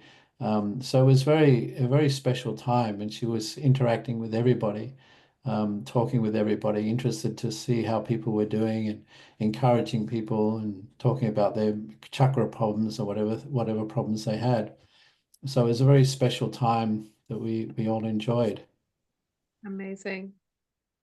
So these are some arrivals and departures. Shamaji would come, and we'd have we'd offer flowers, and then we'd take her through to the check-in. And this is again gift giving at the hotel. So this is a little gift that we'd given her, a lamp and a little mouse. Is very Oh, sweet. This is a ceramic. It's a nice ceramic. And then, little baby's been offered to Shri Mataji, the little one. Beautiful. Yes, talk about the babies. Talk about the children and the babies being offered. So every time mother would come, the children would always sit in the front, and they'd always have chances to interact with mother. And then we'd introduce the baby.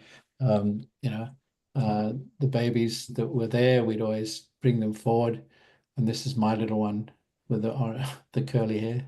So if like for example, because if a baby had been born in between mother's visits from the last year to this year, We'd everyone would always introduce them. Yeah. offer the baby as like, and mother would essentially would be blessing the babies, and sometimes she would take them on her lap or she would hold them. And in the early years, she would actually give names. We would ask for names, but you know.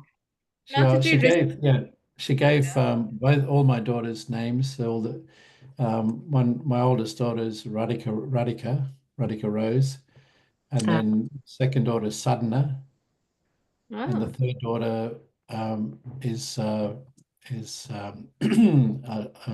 Chandramukhi, wow. and the Amazing. fourth daughter didn't get a name, so her name's Isabel. oh, yeah. Mataji is holding both her hands in the other photo, like that. Is she Yeah. receiving something or is she giving something to you, to the Well, child? this is a gift that we've given to mother, and then we So just took a photo of receiving her. it. She's showing for a photo. Oh, beautiful. So she's Oh, looking at an article in the newspaper that on Sahaj Yoga that we had in the magazine. My mother, Sophie, this is my second daughter here in the photo. Uh-huh. Lovely. These oh, all the children together. Oh, bless. So they were singing, bhajans. Yes. These are Lily's children. This is Nicola and Jessica. And this was Leanne, Holly, and my two Uh, girls here. Beautiful. They're doing a little bhajan, singing. Gosh, must you revel in it, isn't it? Children singing bhajans. Yeah, and this is again mother's arrival, departures. So, we have these, a lot of these photographs where, there's very special times, and that sort of time stood still when mother was in those, that moment, like you would just she would arrive and you just never wanted it to end, after 2 or 3 days, she'd just a couple of nights there, but it would just pack so much into that time, and it was just so special, so many beautiful moments you have with her.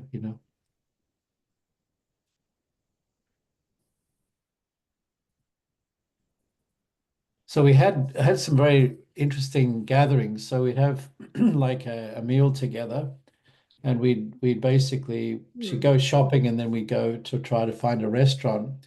And one time there's a very famous restaurant in Hong Kong called the Jumbo Floating Restaurant, and it basically you have to take a boat to get there from a particular point from Hong Kong Island. You take a boat across, and I said to everybody, we're going to go meet at the Jumbo restaurant. So all the yogis were, after the shopping, we all went rushing to this the place where we catch the ferry across, and literally we took up a whole boat, and every yogi in the collective was on that boat, and there was Wow. no other people, and we filled up the whole boat, and I said to Shri Mataji, we're on the same boat of spirituality, and she laughed. We're all in the same boat. I said, "We've got the whole of the Hong Kong collective in this boat," and she just laughed. She said, "Ah, there you are, all of us together." She said, "Really?" I said, "Yes, mother, we're all here on the one boat of spirituality," and she laughed. She really enjoyed that. So it was a very special time. Yes. We'd always have these lovely times shopping, doing things together. It was really, really a special time. That's back to the music of joy in Singapore. Yeah. So these are just some snapshots of some of the places and events that we had at that time. Mm-hmm. So after these wonderful times with Shri Mataji, in 1995, she did the trip to China, and it took around 10 years before Sahaja Yoga really kicked off in China, because it was basically, the foundations were laid, and there was one yogini, one reporter that reported on the event that we had in Beijing. After 10 years, we went and did a program in Beijing, and she came along and she said, I've been waiting 10 years for this to come back. Oh, wow. So she took a realization. I mean, she had a realization then, and she established and became a yogini. She's now in Beijing after all these years. So we really started the sort of foundations of China in Hong Kong, and then we had outreaching seminars where we used to basically go to a place, go to a city, and there might have been a handful of yogis there just starting out. So we go and do a seminar where we'd have an intensive workshop for the whole weekend, a full immersion of Sahaja Yoga. And these people were very new. So we'd introduce them to, vibration sharing, foot soaking, using candles. And then we, after to the end of it, we do introduction to the Havan, and then a small puja. So they would get a fast track into Sahaja Yoga. And then what we do is we'd sponsor a place, a venue. So we might rent a small apartment for them to be able to run programs. So if they had 6 or 7 in that particular city or town, then we'd rent the apartment, we'd sponsor that for 6 months. And then within that 6 months, it was up to them to be able to establish and then bring in more people so they could make it financially viable. So that's how it sort of worked out in China after, all these centers opened up. And we had programs which which were in different cities, and the one closest to Hong Kong was Shenzhen. And Shenzhen is it's like a inter-China city, so it's like a special economic zone. It's a very vibrant, a very sort of we could say it's like the Silicon Valley of China. So it's a very sort of special sort of economic area. And a lot of people from all over China were coming there to Shenzhen. So we had programs there. And from there, a lot of them went back to the various cities that they're coming from. And then they started centers and giving realization in their hometowns. So very soon we were able to spread out very quickly. And there was one lady who was a yoga teacher, and she went to India in the 70s, and she brought back Hatha Yoga to China in the mid 70s. So she was teaching Hatha Yoga for many years, and she was like the founding teacher of Hatha Yoga in China. So she was very well known, and she ran a school, and there was a lot of students were coming from all over China to become Hatha Yoga teachers. Anyway, she got a realization, recognized mother, and she became a yogini. And then from there, she gave realization to all the students that were coming to her yoga studio. And then these students would go to all these, different parts of China, and then they would start their own studios, and they'd start to give realization. And that's how the collective expanded very quickly. So nowadays, we've probably got about 2,000 yogis now in China spreading out, and it's growing very fast.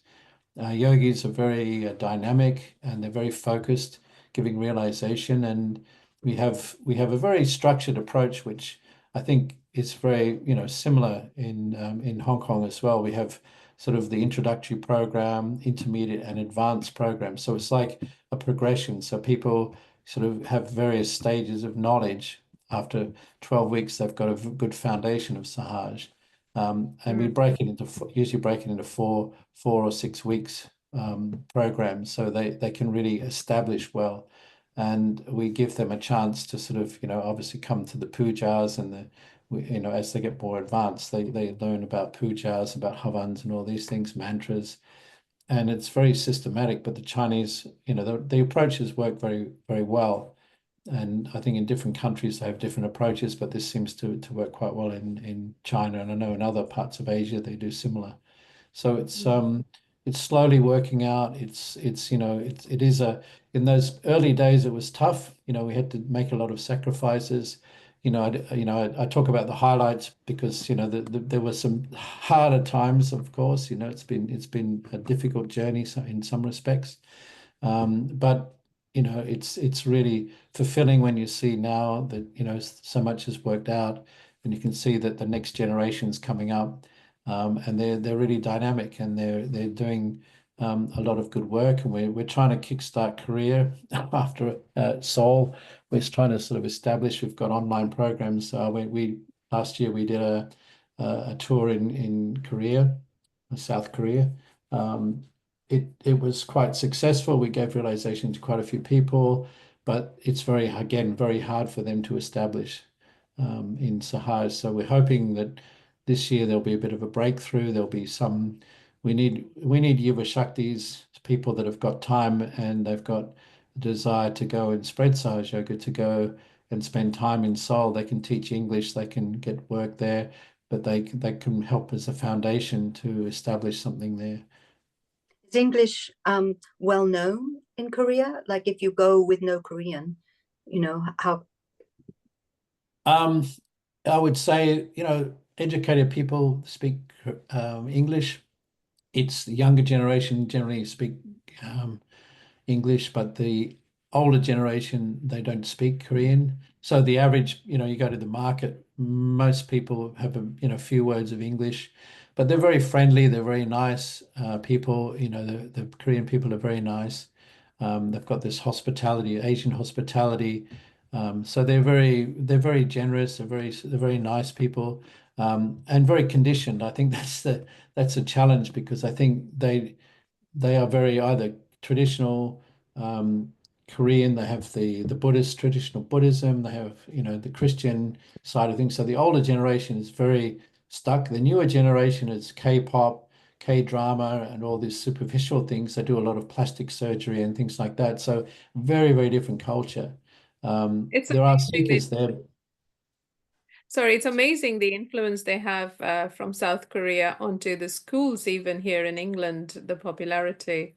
So yes, sorry, go on. In the music, especially the In the music. music, yeah, Yeah. K-pop is huge. I mean, but Yeah, the thing is that you'll find that a lot of them are very superficial in the sense Yeah. that they're very, conscious of the way they look. yes. So there's a huge percentage of them have plastic surgery, and often the the graduation present for the girl or the boy is to have a plastic surgery nose job. Oh my goodness, that's very So sad. you'll find there's a high percentage which have nose jobs. Oh dear, oh dear. Um, s- so fantastic, sharing of the photographs and your time switch, Mataji. Is there any particular that you want to share where which Mataji told you how to help you ascend for your spiritual growth from a student to a family man to establish Sahaja Yogi and beyond? Is there anything that sort of you'd like to share? I think the main thing is you just have to be incredibly surrendered about understanding that the divine is looking after every aspect of your life, but you have to be completely surrendered to that aspect. Otherwise, if you start thinking about it, things don't work out so well. Like you do need the dynamism. I mean, in a situation that you go to a new country, there's so much stuff working out that you just have to be completely open and surrendered to it. The only way I mean, if you think about it, who in their right mind would go to start Saj Yoga in a country without a job, without any idea about the culture, and just sort of mother said to go, you just go. And that And did was you know the time? sorry. You know the language at that time. I mean, I Hong didn't know Kong. the language. I didn't know the language at all. I had nothing. I'd just been visited Hong Kong on that trip, that one trip when mother said, come to Hong Kong. And then I just packed Right, up and came. And it was just that right. full faith in mother that everything would Mm. work out. And then I mean, it's trying times when you're down to your last, few $100s and you're thinking, well, I've got to exit here because, I can't afford to pay the rent the next month, And you were a family man too, which Yeah, is and I had the the family back in responsibilities. Australia, which Yeah. was, challenging as well because, I had to rely on support from the family to be able to support my family back there. And it was challenging. So that surrender you have to have is really important. And just when you think you're surrendered, mother pushes you that little bit longer. And then Yeah. you really know, actually, I wasn't that surrendered really until you really are surrendered. Yes. So I think as a yogi, you go through, these tests and you realize that actually it helps you to become more detached. And then you really recognize that actually mother she really does do everything. And then all these things are mapped out for you. But if you're Yeah. thinking about it and you're trying to sort of do it, then it becomes an obstacle for things to work out and then things become harder. So the only point where you completely surrender, let it go, then it can work out. And I think that goes for a lot of the things we do in Sahaj. We have to be dynamic, but not to the point of right-sidedness, but there has to be the dynamism, but not the sort of ego and the right side coming in too much. So you have to have that balance. So I think mother's always giving us those lessons about being in the balance. But you said you have these powers, and I think that's the thing that we sometimes forget, that we have all these powers within ourselves that we can tap into, because if we're an instrument of the divine and we do mother's work, then we become a stronger instrument. So the more you give, the more you get. The more you put your attention on doing the divine work, the more it works out. There's a flow of energy, there's a flow of vibrations, and you can feel it. If we're just sitting there just meditating, we reach a certain level, but it's only when you start to go out and give realization, you start to sort of become an instrument that you can feel the divine power working it out. And I think that's my experience over the years, is that, you have to be an instrument. You have to just pray to mother to make you a pure instrument. Take away your ego, take away your superego, so that you can be just in the right balance. And then things will work out. Beautiful. Very nicely put, Ali. Sushmita,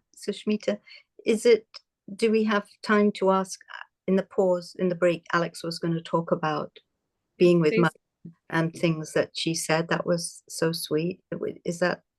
Can we do that? please do. So your question, you asked him, Sushmita, you said, in your intimate times with Shri Mataji, what did she talk about? What did you talk about with her? So Yes. So I think what did Mother talk about? She talked about everything. In answer, there would be things that she spoke about would be often, if she came from that country, she would be talking about some of the things in that country, some of the things that she'd seen or happened. She'd sometimes talk about some of the problems. She'd maybe talk about some of the yogis, and she'd talk about some political stuff as well. Like I mentioned in Beijing, she was talking about Hillary Clinton and saying, what a horrible woman she was and all this sort of things. And so she would basically, whatever was going on, so there'd be some thread of things which would be happening. And there was all sorts of things, like she talked a lot about the importance of handmade things. She said we should never lose the ability to do things and make things with our hands. She said it's so important. She said that's why I wanted to have the school in Dharamshala where they learn to do handicrafts. They learn things with their hands. She said they can learn computers, but she said the most important thing is that they never forget how to make things with their hands, practical things. So they should learn how to grow things. She said it's important they learn how to grow things. So these are things she spoke about with around the children, saying, art, doing the paintings, the drawings, all these things are so important. The self-expression, and learning the dexterity of doing things with the hands. She said it's so important. I think it's very relevant now with all of the like artificial intelligence, all the sort of devices we have. The focus of attention has gone to the smartphone, completely absorbed into, Snapchat, Instagram, all of these things, that take your attention away from yourself. And I think it's really an attack on our subtle attack on our attention. And this is what she talked about. You know, your attention needs to be on the divine.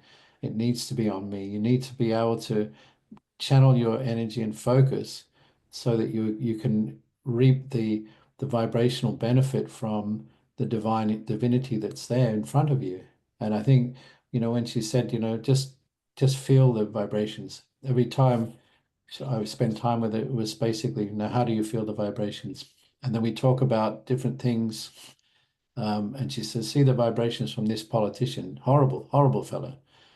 So we would always, everything would be a measure of vibrations. And this is the awareness that I think we all need to develop as yogis. And I think Shri Mataji kept reminding me of you know, the vibrational awareness. And all through the times that I've been with her, it's been vibrations. And then with selection of leadership and people, she would say, check the vibrations. So we went through a process of choosing a, you know, a support, a second person to help me in Hong Kong. And she said, you know, what are the, you know, she talked about the person and then she would just say, okay, this person's good, you know, good balance.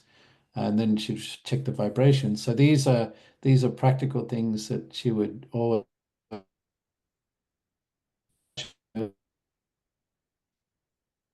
Oh, we're losing you again, Alex. Sorry,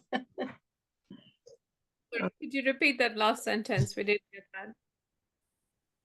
No, he's gone again. Pause it. So No, we can't. But we can't hear him. I would, yeah. So when mother sort of would very practically, she'd ask about the person, she'd say, you know, what are they, you know, are they really dedicated to Sahaja Yoga? Are they practicing? Do they meditate? What are their vibrations like? And then, you know, if we recommended somebody, she would always say, now, you know, what are the vibrations? And we'd see the vibrations together. And then we, you know, she would say, okay, this person's good, but I think this other person should be there as well. So she'd often she'd know the people in the collective by their vibrations, and she'd feel who would be good, you know, and then there'd be that complementary, you know.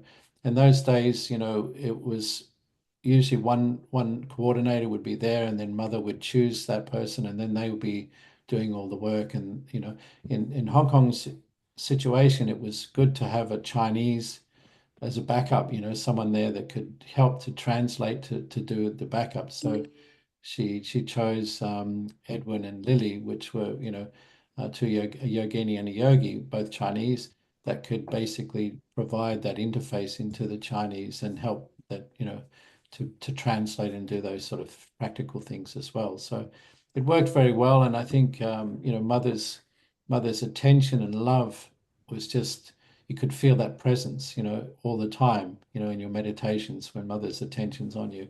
She said, my attention's always with you all the time, and you could feel it so strongly. Whenever, you know, she was there, of course, in her presence, you'd feel that incredible power of her vibrations that would just send you into another dimension. I mean, you were just completely in a blissful state, and you didn't want it to end. I mean, that was the sad part when mother would leave. You know, she'd go on to the next country, and you'd be sort of just absolutely, you know, on this massive high of mother being there. You were just enjoying that. And then the realization that, oh, she's gone, we have to pack up, we have to do this, we have programs to organize, and then all, you know, the reality would set in, and then you're in the mode of basically running the programs, doing your work, doing all the things you needed to do to survive. But there was that magical time where you're with mother, time stood still, that you were just in this other dimension, which was just blissful awareness, and it just flowed so beautifully.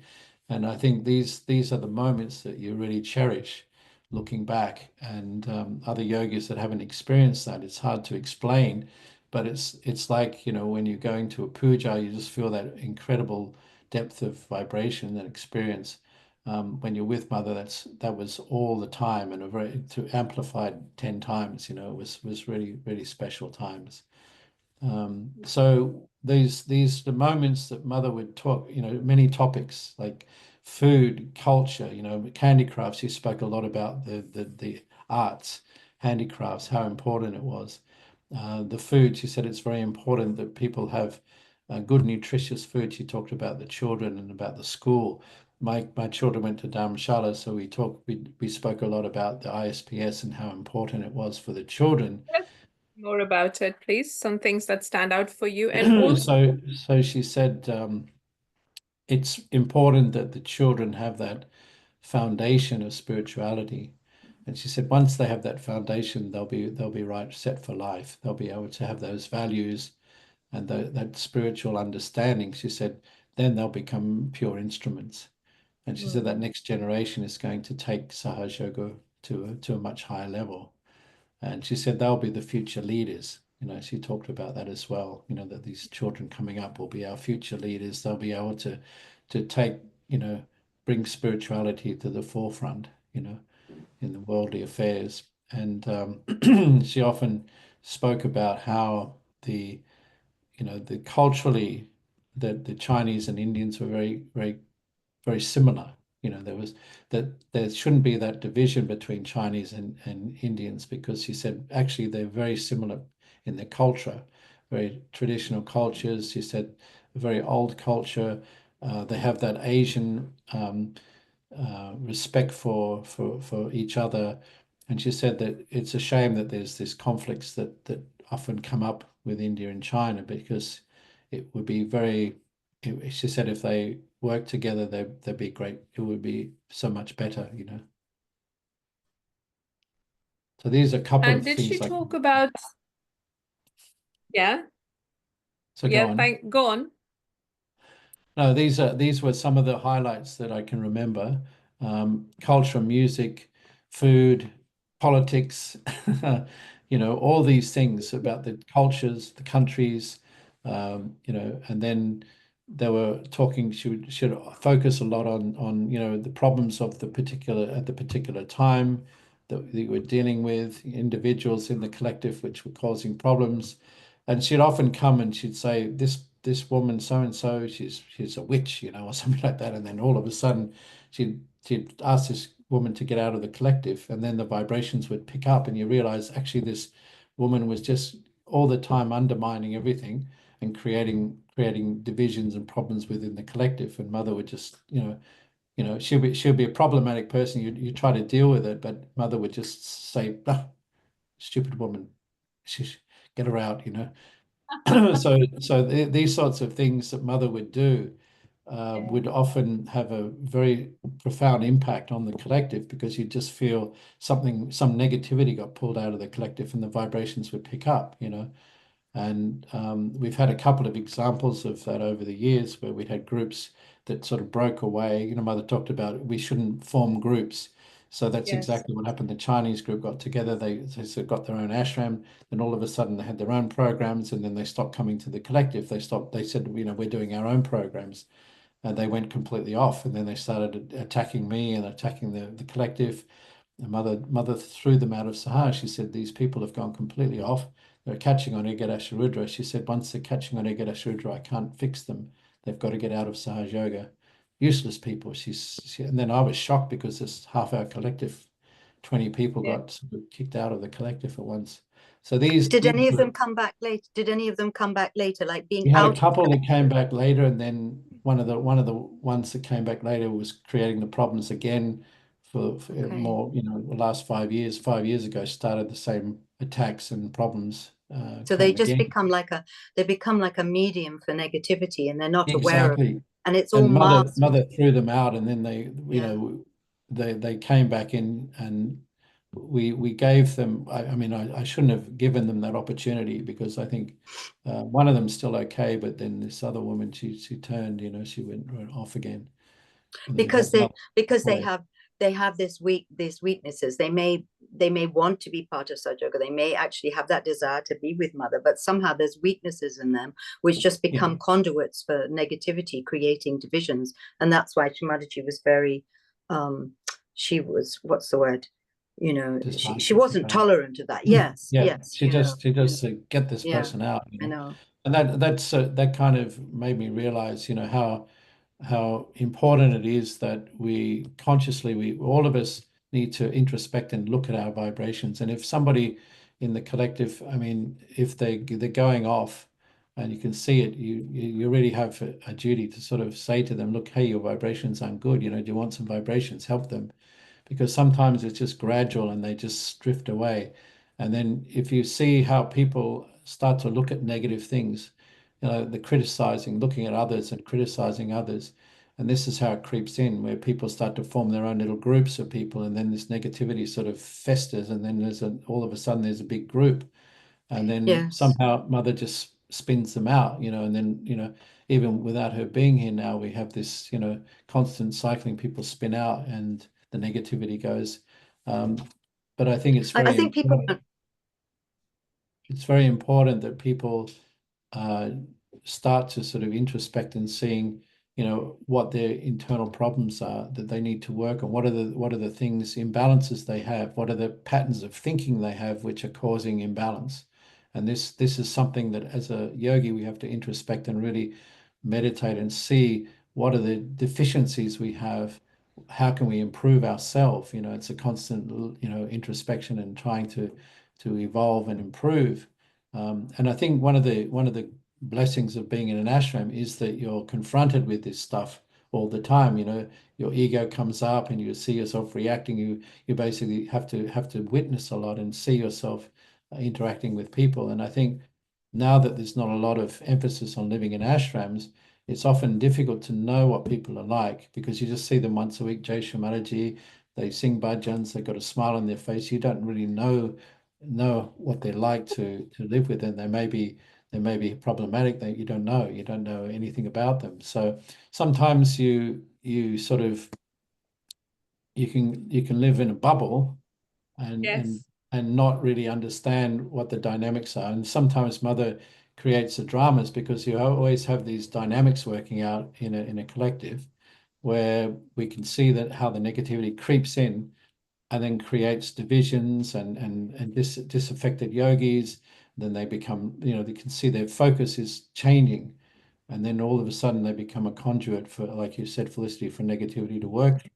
And they can destroy the harmony within the collective. So I think it's very difficult now because we can't, Mother would throw them out of the collective. In those days. I think it's there's specific signs. I remember this example in an ashram, a very big ashram in England, and suddenly one of the yogis sort of separated from his wife, or was sleeping in with all the men, and there was this sense that came into that ashram, this feeling that there was something.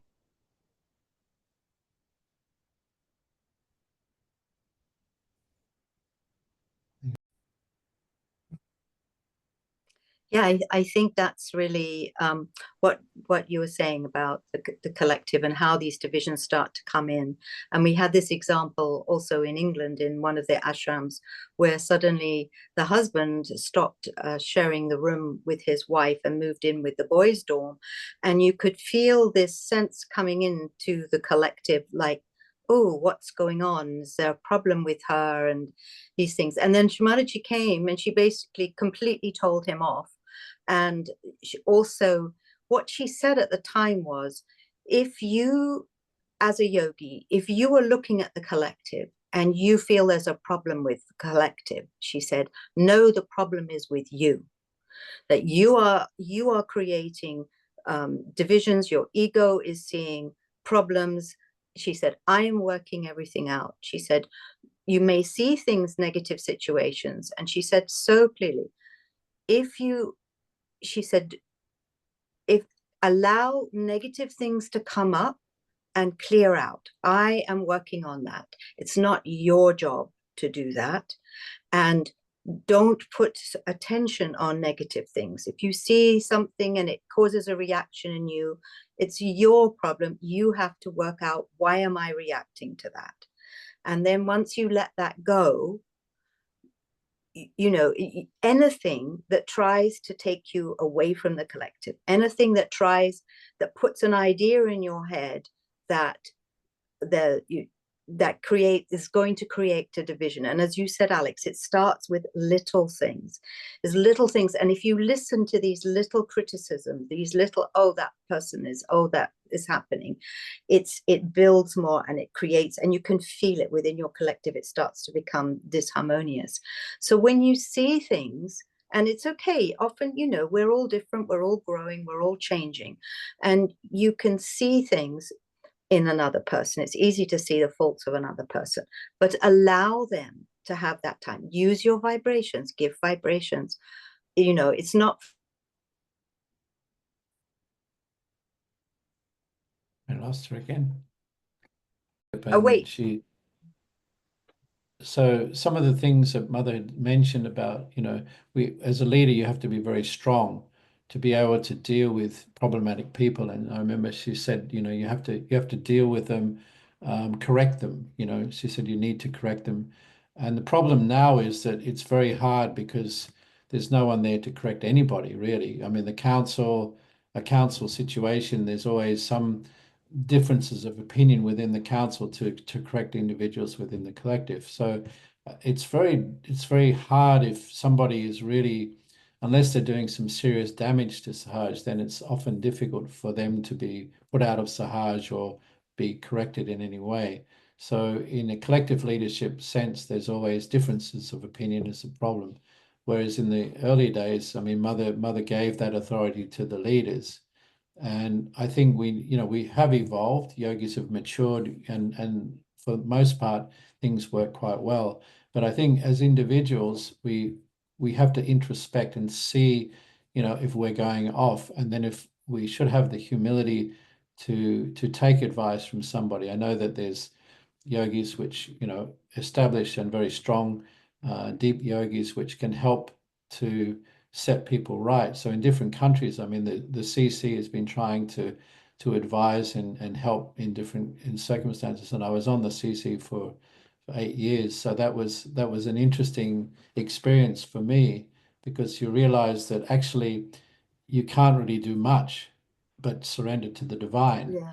But that's ultimately all we can do as I know. yogis. We have to surrender to the divine.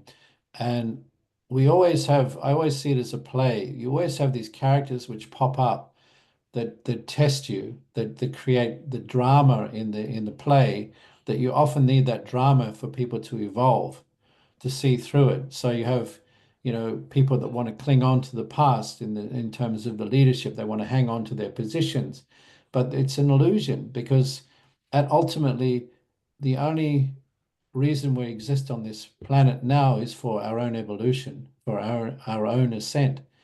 And we have to remember that we have to keep that as our primary focus and not get distracted by all this leadership or organizing or committees or leadership roles or director roles or trustees or whatever it is. I mean, this is just an illusion.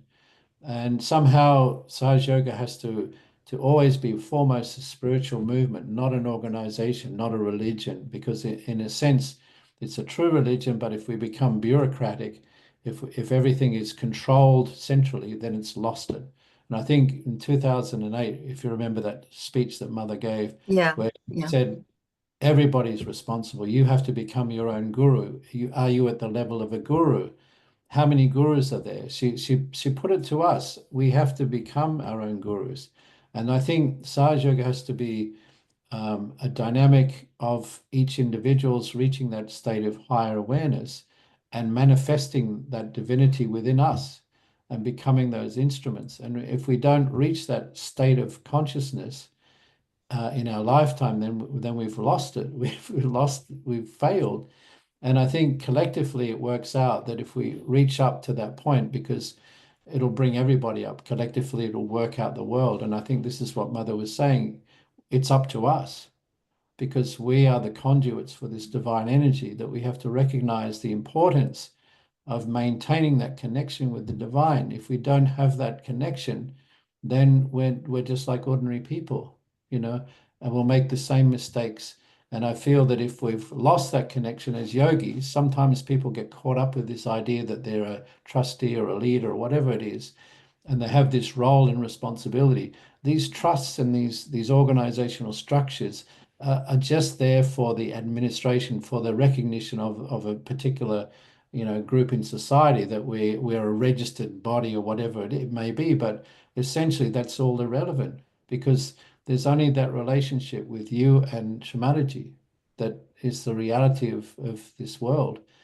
She is the divine being, and we have to recognize that we have to work towards connecting and becoming integrated into that divine being, and not an individual sort of trying to act as an individual, and through our ego trying to assert our position or our particular quality or whatever it is. These sorts of things are just in our illusions. I mean, this is just part of the illusion. And I think that's something that we have to keep reminding ourselves, is that we are here for our ascent, and it's not anyone else's fault if we don't make it. We have to become that in our own right, and it's not up to, being married to the right person or having the right ashram or whatever it is. It's our individual ascent that is so important. Well, it's a chance of lifetimes that Shri Mataji has given us in this birth, that we've got our self-realization, and this is how we evolve, and not just ourselves as individuals, but collectively, transcending all color, country, race, class, whatever we can think of that is man-made, geographical, and to have a future where um, there is peace, there is joy, and people living in harmony with respect for each other and with values, with some And values. it starts with our movement of Sahaja Yoga, because we have to be manifesting that within our movement. Within the Yes. yogis, we have to manifest that cohesiveness, that collectivity, that love, that foundation that Mother's given us. We have to imbibe that and become that, and live up to those expectations and live up to that divine being. Otherwise, the rest of the world will fall apart, and then that's a manifestation of the fact that we're not in harmony. So I think if we recognize the importance, and Mother kept saying, you are the vehicles for this to work out, and we have to live up to that responsibility. And I feel that if everybody recognized that as our individuals, that we have to live up to that responsibility that the divine has given us, and in whatever capacity, whatever way we can do, we have to become that instrument that can really channel that divine power through the collective, through ourselves, through our manifestations, whatever we do in our life. It becomes a reflection of that divine power. And it is all as simple as praying to Shri Mataji for doing all this for us, isn't it? And just being an instrument. It's as simple as that. Please, It's a yes. nice way to finish, isn't it? Yes, thank you so much. Thank you so much, Felicity. Thank you so much, Alex, for your time Well, all the way from Shri Australia. Felicity, from here in England. Thank you for joining us and sharing beautiful memories, bringing alive those times uh, which are irreplaceable, unparalleled. Thank you so much, Shri for making this Thank you, happen. Shri. We have to bow to Mother for Absolutely. bringing us all together and giving us such a wonderful time together. Wonderful times we've had with her, Yes. which will And the always joy be there. is listening to your wonderful times, both your wonderful times and the other yogis who've been so honest and so willing to share their memories. Uh, it's just amazing. Awesome is not the word. It's so joy giving, and it's like as if we were there. So thank you again. Jai Shri You're Mataji. welcome. Jai Shri Mataji. Thank you.